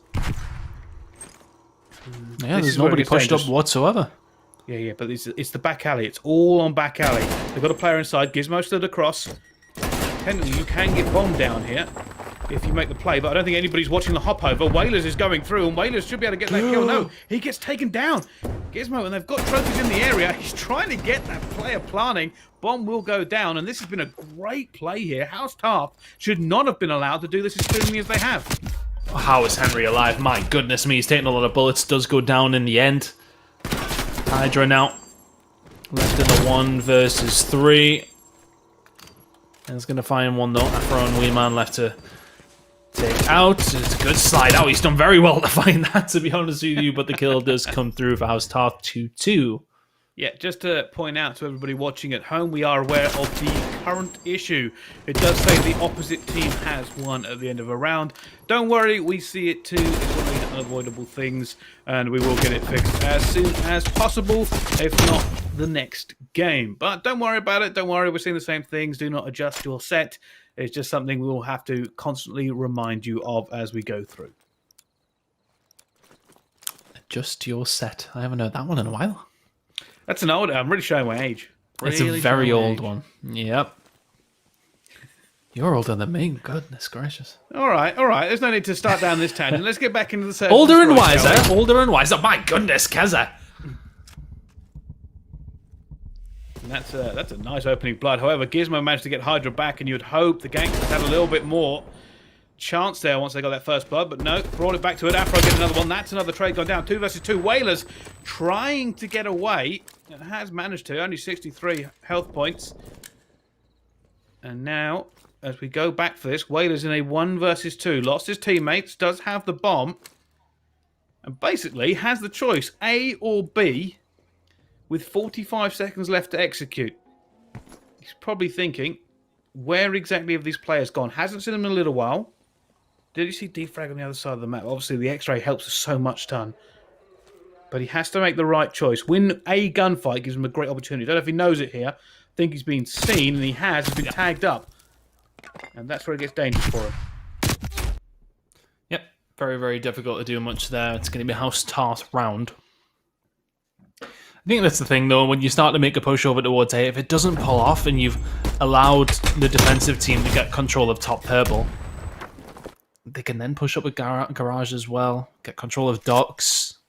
It just becomes so difficult to do anything over towards B, and then you've lost everybody towards A. It's a difficult spot to be in on the attacking side of things. A, I feel like it's a one of those that you're putting all your eggs in one basket with it. If you go over towards B, you can make that transition from like piano, like lower purple, very, very quickly if you can find the kills over there, but if you all head over towards A, you're in a bad spot because B's just so hard to retake. It certainly is. Well, this is where it gets stalled again here. No big push coming in from House Tarth towards B this time around. Try and take a bit of mid-map control, always dangerous. Lots of places to be shot from. Big gunfight going down. Wee Man spots Whalers. Whalers spits back in his direction, but no hits. And keep an eye on the minimap. Keza is in a great position to hit a flank here. Gizmo takes down Hydra. Looks like there should be another trade coming in. That's Keza's flank coming in. Brought it back to a 3 versus 3, but no real control for either team at this point as Gizmo tries to head down that player P2 and Whalers tries to get out of there. Defrag gets him as he jumps out the window. Advantage back once again to House Tarth. We're playing TDM here at this point. I mean, nobody really has any control of anything. It's very hard to even distinguish who's defending and attacking outside of who has the bomb, but there you go. Look at the positioning coming in from Keza. Perfect angle over towards A. And he's really, really hard to get rid of there towards Hotel Lobby. Henry waiting for the jump down. I mean, this has been a very, very strange round of Search and Destroy. That grenade should be good on the defrag. It is so. Now, Wee Man left in 1 versus 2. The angle's going to be in there from Keza as well, I would imagine. Henry can't clean up. So Wee Man now left in a possibly achievable 1v2. There's the first one, and Henry gets away from the trade as well. Being chased down. Running. Is he going to be able to recover in time? Not quite. Wee Man goes down. It's a round over towards Gangsterz. 3 over to House Tarth, I should say. Oh, no, it is Gangsterz. Sorry. It's confusing because it was the wrong way around originally. And I'm like, no, that's the wrong way. No, but it is actually the right way. Okay, 3-3 nonetheless. Yeah, see, everybody watching at home, don't worry. You can do this for a decade and still not know. So don't worry about it. 3-3, though. So that makes it easy. Both teams have 3. And I thought Henry had a really... I thought Wee Man had a really good chance of getting away here. But he knew, I can't keep running because he's probably going to catch me before I make the next corner. He got into P2, but P2's a pretty much wide open area once you get in there. And unfortunately just wasn't able to get that last kill. And with it all tied up, we are going to jump back on board with the attacking team of the Gangsters this time around. And see how they are going to play this one down. Keza already looks like he's angling towards a B push, and you've probably noticed at this point not an awful lot of pressure that actually ends up going through Garage. It's like I said, it's a bit of an easier hold. You just stick one person down there and shut it down. But Purple's the fight coming through. Gizmo though locks this one down. Traded again. Gizmo gets 2, and that is a Gangster shutout because now they don't have bomb or control. They have very little. Oh, yeah. Ooh, what's your feet? Hydra with the angle. Wheeler's looking to make his way around. I mean, this is just an impossible task for the French duo and Gangsters, really, isn't it? So tough to get a hold, even of anything here. House Tarth know where the bomb is. They've got it locked down. Well, basically, like he's got to try and get back van, and once he gets back van, he has to look steps, but also then cross by looking either back alley or anywhere else, without support or a teammate or anything else. But Whalers makes a kill over here, but he's by himself without bomb, and if his teammate managed to stay alive, something could have happened. Unfortunately, unless he gets a jetpack that flies over and can plant the bomb with nobody seeing him, it isn't going to work out, and it doesn't. Yeah, there wasn't many jetpacks available to him in that scenario. Hey, look, I mean, I don't hate it from Whalers, though. I think it's the right idea to make that push round to try and get a flank going. But Hydra needs to stay alive there. If Hydra stays alive, Whalers finds that kill. All of a sudden, they're pinching from 2 different angles. Where do you go with your House Tarth? Which direction do you start looking? That's the question. They knew where Hydra was. So the pinch starts developing. Maybe something could have went down, but Hydra dies immediately as Whalers finds that kill. Pretty much puts the round on the plate of House Tarth, who find themselves 2 away from tying the series up. It's going to be a big garage hit on the defensive side of things. Coming out of Gangster straight out, and Hydra takes Gizmo down. That is an ego challenge if I've ever seen it. Biggest Just don't expect that. You really do. Well, it sometimes. The problem is it's so risky, right? Not to push out of the big door, though. Oh yeah, big door. Yeah, usually people will have a quick throw a shoulder in the little door. The problem they've now got, right, is that not only have they lost a player, but they lost all control. Here you go, big push into purple. They've got one. There's 2 players up in purple though, and that's been traded back once again. House Tarth, gonna see how. Oh, Wee Man just holds the off angle. Says I am going to be ready and waiting. Now they have bomb again. 37 seconds, so I don't think they want to go for a rotate unless they're going to try and do it very, very fast. Whalers in trouble. Wee Man goes for it, gets the shutdown. Now 1v1, Afro versus Whalers. All on this one. He's going to try and take it. I think he wants to fight. Whalers is going to be dip, ducking, and diving. Going to see him as well. There's a few going onto it. Might even go on the bus here. Gets us a few more bullets here. Whalers eventually goes down. That player is cracked. He's mad bullets. Look at this gunfight. 1, 2, 3. Oh my goodness, will you just go down here? Ends up flying out of Whalers, gets the headshot, takes him down. And Whalers must have just felt like he was in a shooting gallery. Yeah, that's a horrible spot to be in for Whalers. You're behind cover and he's already langed 5 bullets into your chest. You're like, oh, what do I do now? It's very, very weak and he dies. Essentially is what happened. House Tarth, 5-3. Good play out of Afro there. It's one of those where if you're Whalers, you 100% with the time left on the clock thinking, well, his win condition here is plant the bomb or kill me. What's the easier to do? Plant the bomb, realistically, from the position. He knew exactly where Whalers is. He would never have expected him to challenge. By the time he does, he's weak. And it's hard to counteract it. Big hit by House Tarth over towards A here. If they can find this first kill, we'll get things going, but it's such a wide open area. It is, and here's the interesting thing. Gizmo on the other side of the map has just figured out there's nobody here. Teammate ends up going down. How on earth they got Wee Man that far back, I don't know. But Gizmo actually inside the hotel might end up coming against a few players. He ends up going down as well. Now, it looks like it should be a rotate coming in from Gangsterz. They've already got 2 kills. They know there are a few players around P2. At that point, cut your losses and run. Wow, this is pretty much over. Defrag on his own, going against him, ends up getting shut down. Really nice round. That.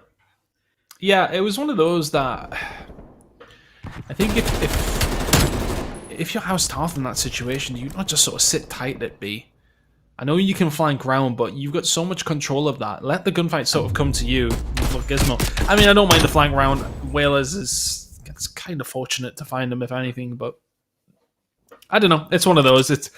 You could say that another time, and the flank could have paid off. If he kills Whalers there, it's a completely different matter.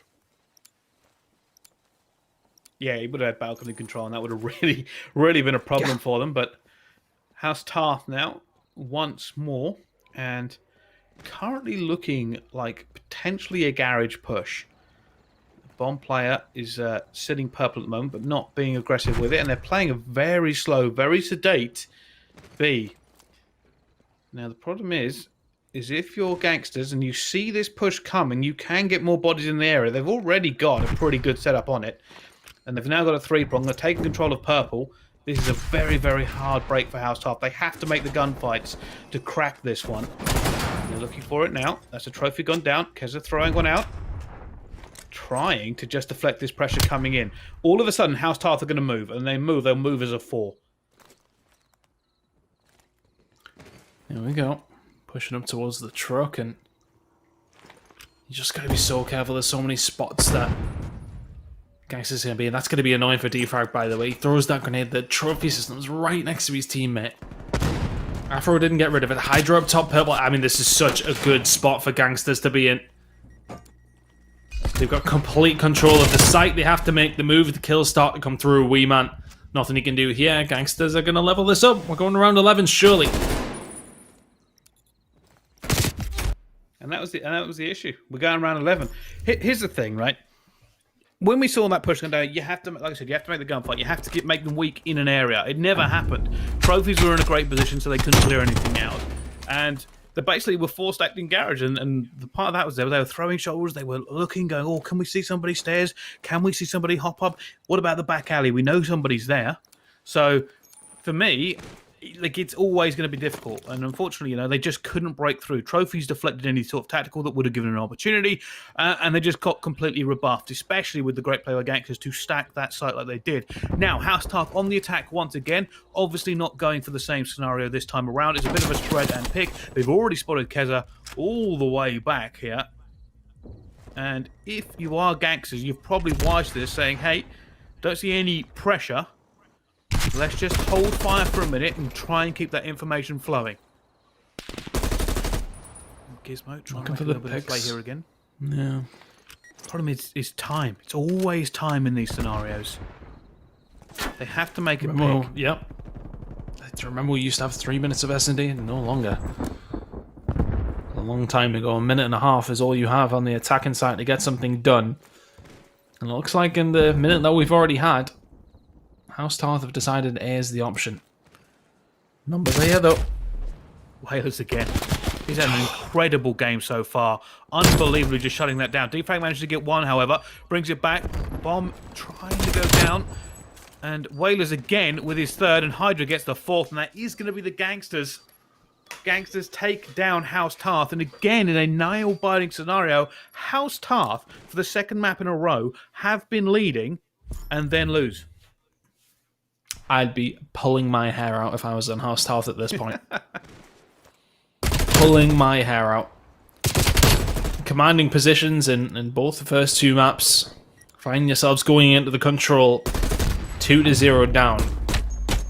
After a good win against a very, very talented Obtain squad. It's not going to be feeling great in that camp, it has to be said, and that's a tough one to take. Just indecisiveness on the attacking rounds. There was a couple of hits over towards A that I didn't really like from House Tarth, if I'm honest with you.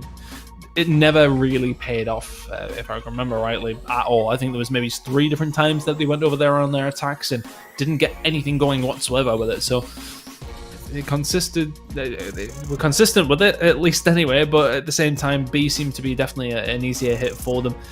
But just ultimately, the attacking round's not working out for them. Defense was solid enough, but I mean, well played to Gangsters. They locked down A. Their ARs are quite happy to sit on the beach and get down those XM4s. Whalers had a hell of a time over there, obviously, with a fantastic scoreline from him in the end. And Gangsters have a 2-0. Ellen's a Call of Duty genius.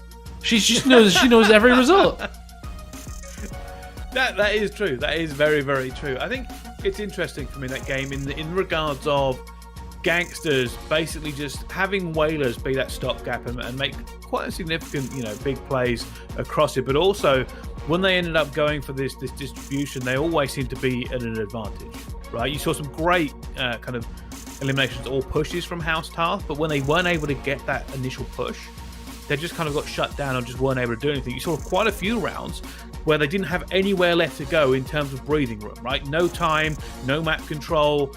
Basically, I think the most dominant one they had was probably the one where it turned into TDM and players were just picking each other all over the map, right? Like that was insane.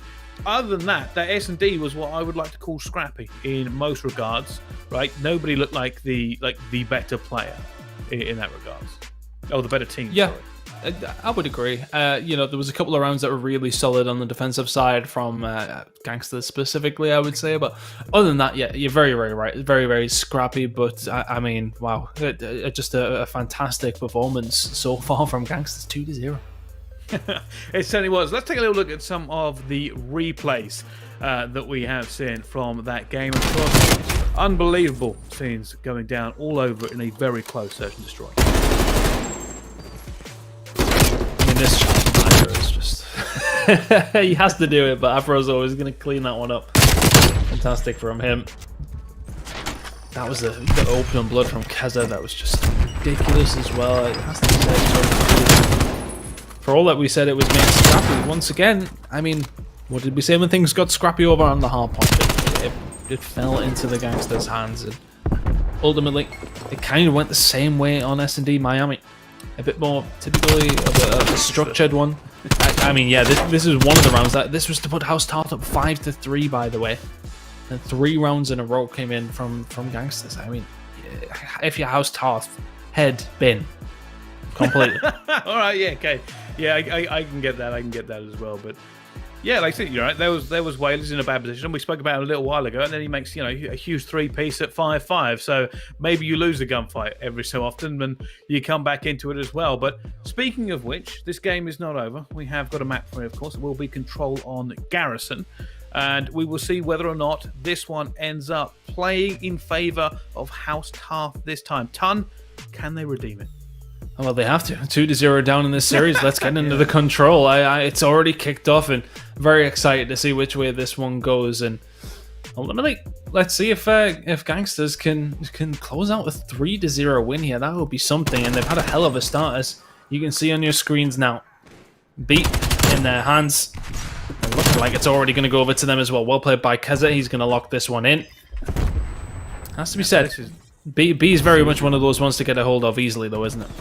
Yeah, that's the easy one. That's the easy one. Although Keza, all right, 3 streak straight away, doing a lot of damage here. And right now, Gangsters do seem to actually have a bit of control, pardon the pun. Okay, and now going to be looking for this. Going to push through. And here's the secret to be on Garrison, right? I'll break it down in movie terms for you, Ton. Oh, here we go. You got to be Bane and treat B like Batman and break from the back. Okay? Very easy. It's all B's. You've got to go around the back to break this one if you're on the attacking side. However, if you just force it like Gangsters have done and just gone straight through it, however, Afro comes in. Can he get the third? Unbelievable. I thought that was over, and somehow House Tarth held it. What on earth just happened? That should have been over. I was busy making Batman puns. I'm still reeling from that. I mean, how on earth is Afro found 2 and nearly the third there? He had to keep his team in the game. 1 minute and 42 here, though. If your House Tarth to try and defend A, the first round, if that goes over towards Gangsters, I mean, you're in a horrible, horrible spot. Really, this series is not going anywhere near how I thought it would be. Well, now another chance here, and Gangsters going to try and break this again. And that's okay. So here's what I was trying to say before that game almost ended so quickly. Basically, on this, if you try and go through and try and go across bridge and force it, it's incredibly difficult to win all those gunfights and get onto it. Most of the time, you end up pushing through, trying to get in their spawn. Make sure you get a bit of a few players that can kill any reinforcement and try to break it from there, right? It's easier to break it from that side. So you see a lot of players end up going bricks, they end up going to arch, all the way into the spawns we're seeing from Hydra here, and that's why the fight's always happening all the way back here. This is the way you have to go to break it, and that's exactly what they're doing.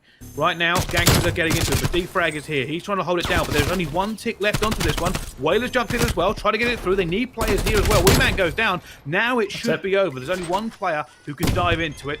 And it's Gizmo. Gizmo's dove in. Managed to hold it off again. Surely not. Another contest coming through. He's going to go for the challenge, and that gets shut down at the same time. Another big play coming in. Another capture almost. He dives off the point. Stay on the point. And that should now be enough. Oh my goodness, that has been scrappy around that control. Gangsters are just the ones that are making it scrappy, though, aren't they? They're just flying it from all sorts of different angles. Their pushes don't necessarily have too much coordination to them, but I mean, it's just players like this from Hydra. Very happy to get up close and personal. And Bricks, it is the place to push through. You're very, very right. I'm trying to forget the Batman line that you came out with. I was quite disappointed. It was quite good, if anything. But what there is, went 1, 2, 3, 4, 5 different entries into Bricks. You got the blue doors at the back, you got the doors towards L, you got the little jump up, you got the side from the A point, and then you got the little door towards the side. If you can get control of Bricks, you've done very well because there's 5 different entries. But even on the attack, if you can get somebody in there causing problems, that's the thing, there's 5 different entries. It's so difficult to lock down that kind of play. Scrappy gameplay works out in that scenario because you can be dodging, dipping, diving in between any of these doors. If you're a player like Hydra, you're winning those SMG fights on the go as well. You can cause so much havoc around that area, and that's exactly what they did. Gangsters with a really good round number 1, but ultimately looking like they're going to lose B super early, which does tend to happen quite often. House Tarth looking to lock this one in, although Keza and Henrik do find the kills to slow it. One Hydra's go, oh my goodness, how have they just found 4 kills out of nowhere? They're going to be able to push up and get so much map control. Here's the big play for them now, right? This is what you got to do. Push this map up and try to get as many kills out of it. Just bleed the kills away. You're not guaranteed to get B in this scenario because there are going to be a lot of players flooding back through. You didn't have full control. But if you can just keep players out there playing a corner and staying alive and causing issues that is not going to allow them to keep pushing, that's how you win. And that's what they're trying to do right now. Henry on a 5 streak, and that is causing so many problems for House Tarth. So difficult, but yep. I mean, House Tarth have sat back a little bit there and just invited Gangsters on. They know they're 100 miles an hour. They've just sort of sat back, wait for the kills to come. Lives remaining wise isn't necessarily going to come into play quite yet. Very, very even or dead even right now. But 1 minute and 23 here for Gangsters to try and hold on to A. You can see the setup. 2 inside of Bricks. That stops the chaos from happening. You need to rely on that number 2. You need to rely on Whalers holding down from satellite to find those kills. Good shots by Gizmo though, and this could open things up. Good play by Hydra and Henry. They find the kills. And again, this is exactly what I'm talking about again. Look at the distribution of players. You have to keep trying to push that back and make the kills here. That's 2 big kills. Can the teammates now reinforce it? You might even see somebody go up top control because they can get a pinch going on. 4 players now closing onto this. Wader's going to have to do an awful lot of work. Sees one, sees a second, gets taken down. Defrag now looking for that player, looking over Wee Man. And they're now in a good position, but here's the thing, you don't get an awful lot of time if all your players aren't onto it, so they're going to have to fight another wave of players. Here they go, Henry goes in, defrag is equal to it, trying to hold this one down, he eventually goes down, Hydra now flying in for Gizmo, and Keza gets him at the same time, and they will hold this one off again. House Tarth are going to have to make another break, possibly the last one, because they have to go all the way around that map, make all the hard work, all the kills again, and try to break the back of it. And they can't even rely on lives. There wouldn't be enough time to either. Henry putting the shots in and finding the kill as well. Looking to try and do his best to find more and does a fantastic job. Wee Man putting plenty of bullets in though. Got to get him out. Grenade out to try and get... Yeah, they needed to get rid of him. Henry's done so well, not just to find the kills there, but to stay alive. But the problem is that they're losing deaths now. Whalers is going to drop. That's in there on the satellite. They're capturing the point, Bryce. Yeah, they managed to break through. They've managed to get into it now. It wouldn't surprise me to see a stack come through. 3 players now getting onto it. They've called it. They've said, get onto this point. Get this up fast. We do not have time for another chance. They're going to go through it as well. Kill's going all the way down. They can't get to it. Surely that's going to be enough, and it will. By the tiniest of margins, they managed to hold on to it. They probably would have got that player anyway, to be fair. But great call for the stack there. That's a scary thing, right? Like we saw it before, if you only have 1 player on it, it's very slow. You've got to fight off another wave or 2 waves, depending on how quick they come through. But if you get that stack on there, 3 players or even 4 players, all of a sudden that bar rockets up and you are in serious trouble. Yep. Well played. In all honesty, from House Tarth. You've seen the position they were in. And getting attacking round themselves. So trading attacking rounds, advantage no longer belonging to Gangsterz. And that's the thing, if you usually find attacking round number 1, you hold your defense. You're sailing home, you would think. Let's see. Can House Tarth find themselves with an attacking win again here? Gizmo trying to push out here on the defensive side of things, I should say. Sorry, well played by him. 2 big kills in the middle of the map, and the problem is here, like Gizmo, he's in such a good spot. If you're Gangsterz, you need to get rid of a player like that, but Whalers finds 2 in the middle. Gizmo does get taken down by Keza as well, so momentarily, it was just Wee Man left alive, House Tarth. Right, now, at this scenario, at this point in the game, right, there is a certain aspect of, hey, let's just get B. Occasionally, you do see a team kind of go for a very heavy A control push first, knowing that B's easier to get. But right now, eventually just go, hey, let's just get B, just get the extra time. Lives are pretty much even. Let's go for it. They might go do this now. They might go for it now. Look exactly what I talked about. Go for A first. If you can get it, great. If not, you've got the B section. And they're going for it. Kez is trying to get a few ticks. If you can get 1 tick on this, this is big for them. Whalers ends up going down. Defrag trying to do serious work here. Ends up going at the same time. And now, House Tarth have to make a decision. And their decision should be A. And they're going to go for A as well. There's only 1 player there. They managed to get the deflection going through. But they've got their safety of B. Exactly what I was talking about. They'll probably wait off a second now and say, "Hey, look, let's just make sure we lock in B, and then we'll try this again." The old switcheroo, eh? It's just about the distraction, though, isn't it? Realistically, but that's big from Whalers. They're going to get a hold of B. They're not actually going to get a hold of B, but again, Whalers in a spot to potentially do something here. He would have loved his team to get a hold of B, which it looks like they are about to now. And they're going to have the French laser set up all the way towards the back of the satellite. He is momentarily on his own, though, but just causing issues is all he's needed to do there. Well played by Whalers. He is going to go down, but it's just putting in that little bit of a distraction that you need to. House Tarth, though. I think hold on Gangsterz are playing a bit too fast. Yeah, the Gangsterz are going a bit too fast right now. They will slow this down. They've got time, but they don't have lives. Like, this is not a lot of lives to keep throwing away for them. Whalers going down there is a big issue. And here we go. This will be the slowdown now, right? Watch how Gangsterz are going to try and spread out and figure out where the trades are. Whalers going down again. That's so harsh for them. But Kez is making a push through, trying to get out of vent. The one thing they don't want is to allow House Tarth to try and push them out all the way back towards their spawn in one speed. And unfortunately, like I said before, right, this is the problem. The trades at this point in the game are not something you want to be seeing. It wouldn't surprise me to see Gangsterz slow right down. They've got 43 seconds. They've probably got 1 push left in them, but they have to hit it together. It's coming to the point where the lives might not make too much of a difference as the time has went down, as they have, as you said, slowed it down. Hydra going to die, but the problem is that they need to make this push. It's 2 men down. Henry needs to play his life as he finds that kill. They're just getting traded out. That's the big problem here for Gangsterz. It's looking like they may well go 2-1 down here, Bryce. Well, they're going to have to be careful. Wait, they're trying to break this the hard way. They've got no time, so they're going to break it the hard way. Someone's going to go flying over that rail in a second. There's a big kill. First one going down. They're trying to just get every single one go through, and there's trades all around as both teams fly around as well. But Keza is now alive, and he has to stay here. I don't know whether or not he can do this. It's a 1 versus 2. 3.8 seconds. And this is outrageous. Gizmo has to try and figure this one out as the slow tick keeps coming in. Oh my goodness. Gizmo is going to try and make a massive play and unfortunately just can't manage to do it. And there we go. House Tarth eventually ripped that one away and it came down to a tiny, tiny margin, Tom. Yeah, a really, really small margin. I know, I was just thinking with they were so...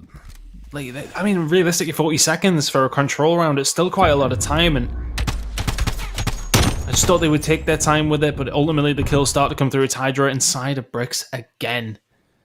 2-1 now to Gangsterz. House Tarth need to fight back here, and they need to do it. It's starting with an attacking.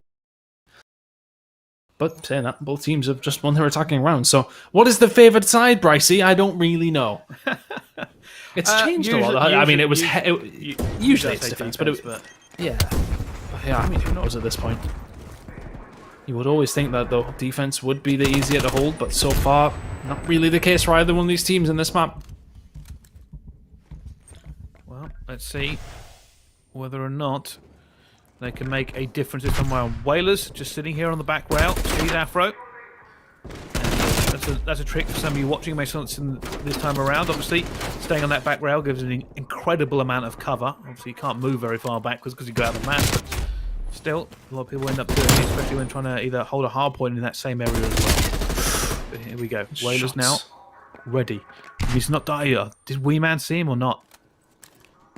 This is what I talk about, right? You push up. If he can get a kill or a trade here, it's an easy way to deflect any sort of push going on. Will somebody end up seeing it? Look at both teams. They're trying to get into position here. Hydra ends up making the first move. Oh my! A huge beam across the map. His team end up losing the trades regardless, though, and now the capture will start to come onto it. They're being very careful. They know they don't have mid-map control. Gizmo now going to be looking over it for him as well, allowing him to deflect here. Elk push pressure coming in, and it seems like they're going to try and force this B. Succeeding by the looks of things, yeah, but just staying. I mean, yeah. I mean, they're in such a good spot here. Henry gonna go down. Keza could contest this in a second, but if you actually look at Gangsterz, it looks like they're trying to set up over towards top green. Keza all of a sudden left alive. 24 seconds here, right? So this is game to Gangsterz. I don't think they can do it. I don't think you can make it there unless you do an unbelievable amount of trades and push through. Yeah. Where are they going to go? Are they going to try and force B? Already Hydra's made a bit of a problem for him because he's going to be at the back here. They're going to have to try and slide out. They've already got it in Henry. Henry's saying, hey, keep trying to challenge. You've got to look 2 different ways, and that is going to be game. They cannot actually get back through the game. Wow. All of Gangsterz flush forward, and Gangsterz are going to shut down House Tarth in the control 3-1, and in the series 3-0. Oh, this is what I mean about Europe. The competition across the board is just so high. It's hard to predict how teams are going to go up against each other. If you'd said Gangsterz lose to Orgless, House Tarth beat Obtain 3-1, but then Gangsterz 3-0 against House Tarth? It doesn't make any sense. The only one who predicted this was Ellen. That's true. I don't know. It's just a fantastic performance there by Gangsterz. 3-0 in the series. I'm so shocked that that's how it turned out. You could argue as well that apart from the control, House Tarth were in control of both the first 2 maps. Yeah. They had a good solid lead on the hard point. They were 5-3 up in the search and destroy. That's got to be a disappointing loss for them. They would have probably felt going into that 3rd map that they should have had a 2-0 lead. That's the God's honest truth. Yeah. They should have really been in control of that series, but in the end, they haven't been able to clutch up towards the end of the maps, and things got scrappy. Gangsterz working out. Not even that, right? Talk about the other bit of control that actually ended up happening. 3.8 seconds left and a 2 versus 1.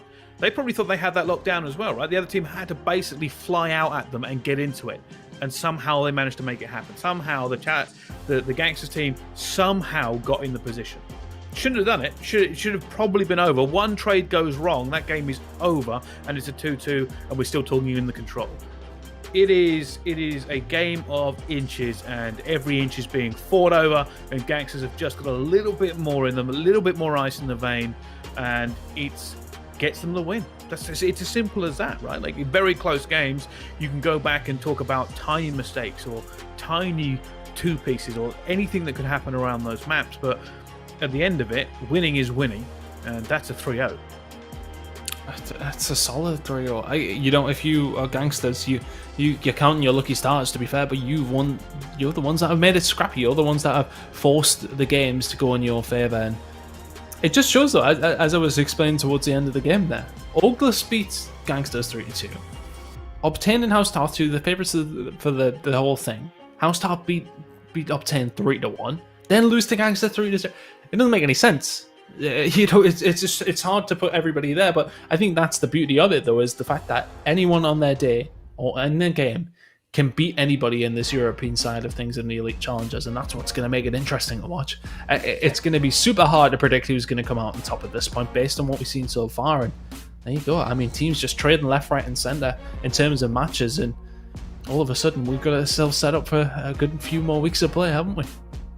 Yeah, we certainly have got ourselves set up. But before we look forward to the future weeks, Ton, it's time to take a little bit look back and take everybody through exactly how that series ended up going down. So, started off on Crossroads. Hardpoint Gangsters win it 250-243, a nail-biting finish. And then it happened again. Miami, Search and Destroy. House Tarth were up by 5-3. They lose 6-5. Then we go on to the Garage Control, the map we just ended up seeing, Ton. A little bit more confident from the Gangsters there, especially in the scoreline 3-1, but still, very, very small differences on some of that rounds. Could have gone a different way. Yeah, I mean, realistically, it's what in the end a very, very small point game. What was it, 6 or 7 points across the board over 3 different maps? So fantastic performance from Gangsters. They deservedly win in the end. They clutched up. They certainly do. Ellen, you were right again. Yeah, you know what's funny? I actually, during that matchup, you know, I was kind of just taking notes. You know, sometimes my memory is the size of a pea, and I'm, you know, just taking notes, writing things down, and you know what? I literally ended up highlighting Whalers, because there's certain things that I noticed, like Hardpoint first map, Whalers literally he was rotating early on that P3 rotation, got 2 initial key kills that literally got them the spawn, and boom, lead change. Map 2, that was actually pretty close, you know, but I noticed there was a round, I think they were down 3-4. Whalers literally got a 2-piece and then shot punch one other person, and then boom, there was in that I can't remember actually who it was, but I think it was Hydra maybe got 2, but either which way, Whalers has been getting key important kills the whole entire series. And then the third map, same thing, but Hydra and Keza both did a really good job in getting into that bricks, pushing out those spawns, and like you said, bricks control, like, it's almost over with. Once you get pushed up into that position and in control, you know, they keep spawning there, you're pushed up in their face, constantly being annoying. It's very hard to come out of, and I'm Gangsters. Let's go. We're three for three. They did really awesome. It's beginner's luck. That's what it is. You might be right. I'll tell you what, we can find out, right? Because obviously we're going to watch a lot more games tonight. We can check out our schedule and see exactly what's coming up. Of course, we have had our 2 games so far. Connect 4 defeat Team Singularity 3-0, and of course, Gangsters defeat House Tarth 3-0. What is going to happen is we are going to take a break while the North American gets ready, because we have Moki coming up against HYXR. That should be roughly around 2 a.m. CET or 5 p.m. PT. And after that, we will have West R versus Mr. Mid Maps when that game is, of course, finished. But yeah, that's the thing. Obviously, if you're watching here right now, there is a small break between the regions because they are separate groups and separate regions, and obviously, probably the North Americans want to watch it a bit more a North American prime viewing time. Fortunately, the Europeans probably want to go to bed, so it's one of those ones where it is split, we do have a little bit of break between the two regions. Obviously, Tan himself has been moaning about it. If you have been keeping up with the broadcast. I haven't been moaning about it. I'm just saying I'm going to have to power through. It's not... look, honestly, this is game hours. This is standard gamer schedule. But, I said I have responsibilities. The dog doesn't sleep until 11 a.m. or 12 a.m., unfortunately. So, I don't know, man. I'll go pop some energy drinks and I'll be fine. Don't worry about me. It'll be fine. Well, fortunately, I don't really need the energy drinks because the games have been so good so far, Tan. And of course, we are going to have even more games. And I hope you've been enjoying the broadcast so far. Tonight, it is not over. We will be switching after this break to the North American region with even more great players and teams right here on the Call of Duty Challenge Elite broadcast. Brought to you on YouTube. Make sure you don't go anywhere. We'll see you soon.